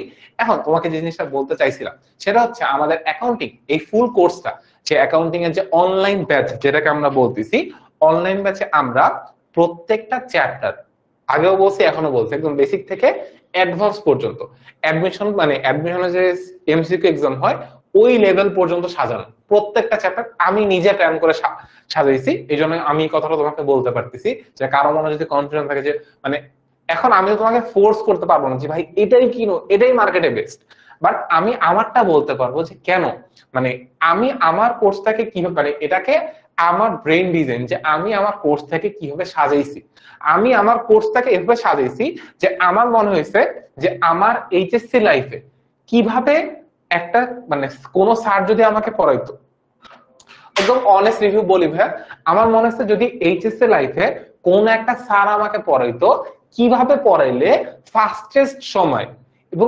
ইফিশিয়েন্টলি আমার ফুল অ্যাকাউন্টিংটা কভার হইতো, আমি খুব সুন্দর মতো পড়ে গুছায় পড়ে অ্যাকাউন্টিং এ অনেক ভালো নাম্বার পাইতাম, এই জিনিসটা মাথায় রেখে আমি ফুল কোর্সটা সাজাইছি। একদম ভেরি অনেস্টলি ভাই কথাটা তোমাকে আমি বললাম। এখন এই জন্য আমি আমার কোর্সটাকে এই জন্য প্রমোট করতে পারি যে না ভাই আমি এইচএসসি লাইফে যে প্রবলেম পড়ছি, আমার কোন স্টুডেন্ট এইচএসসি লাইফে এই প্রবলেমে জীবনেও পড়বে না, এটা এনশিওর করার দায়িত্ব আমার। এটা হচ্ছে আমার অ্যাকাউন্টিং কোর্সের ওভারঅল মানে আউটকামটা তোমাকে আমি বুঝাইলাম। এখন সিদ্ধান্ত তোমার হাতে যে তুমি কোর্সটা কিভাবে কিনবা না, আর কেনাটা তোমার জন্য ভালো হবে কি হবে না। এখন মজার ব্যাপার হচ্ছে আমরা কোর্সটা শেষ করবো কয় মাসে ভাইয়া, আমি একদম ক্লাসের শুরুর দিকে বললাম আমি যদি প্রত্যেকটা চ্যাপ্টার 10 দিন করে পড়ি তাহলে আমরা কোর্স শেষ করতে লাগা উচিত কয়দিন ভাইয়া? 6 মাস। মানে আমরা আরো 2 মাস বাড়াইছি, যদি মনে হয় আরো সময় লাগবে আমরা আরো সময় বাড়াবো। তো এখন পর্যন্ত ডিক্লেয়ার টাইম হচ্ছে কি ভাইয়া? 8 মাস। কারণ 8 মাসে তোমার কোর্সটা যদি তুমি পারচেজ করো তাহলে তোমার লাভ কি? হ্যাঁ, তুমি যদি 8 মাসে পুরো কোর্সটা শেষ করতে পারো, তুমি একটা কাজ করতে পারো। সেই কাজটা হচ্ছে নিজে তো শিখলা, এবার তুমি স্টুডেন্ট পড়াবা। তুমি নিজে শিখে ফেললা, এখন তুমি স্টুডেন্ট পড়াইতেছো, তুমি যা করছো মানে তুমি যা শিখছো সেটাই তুমি কি করতে পারবা ভাইয়া, তুমি যা, হ্যাঁ।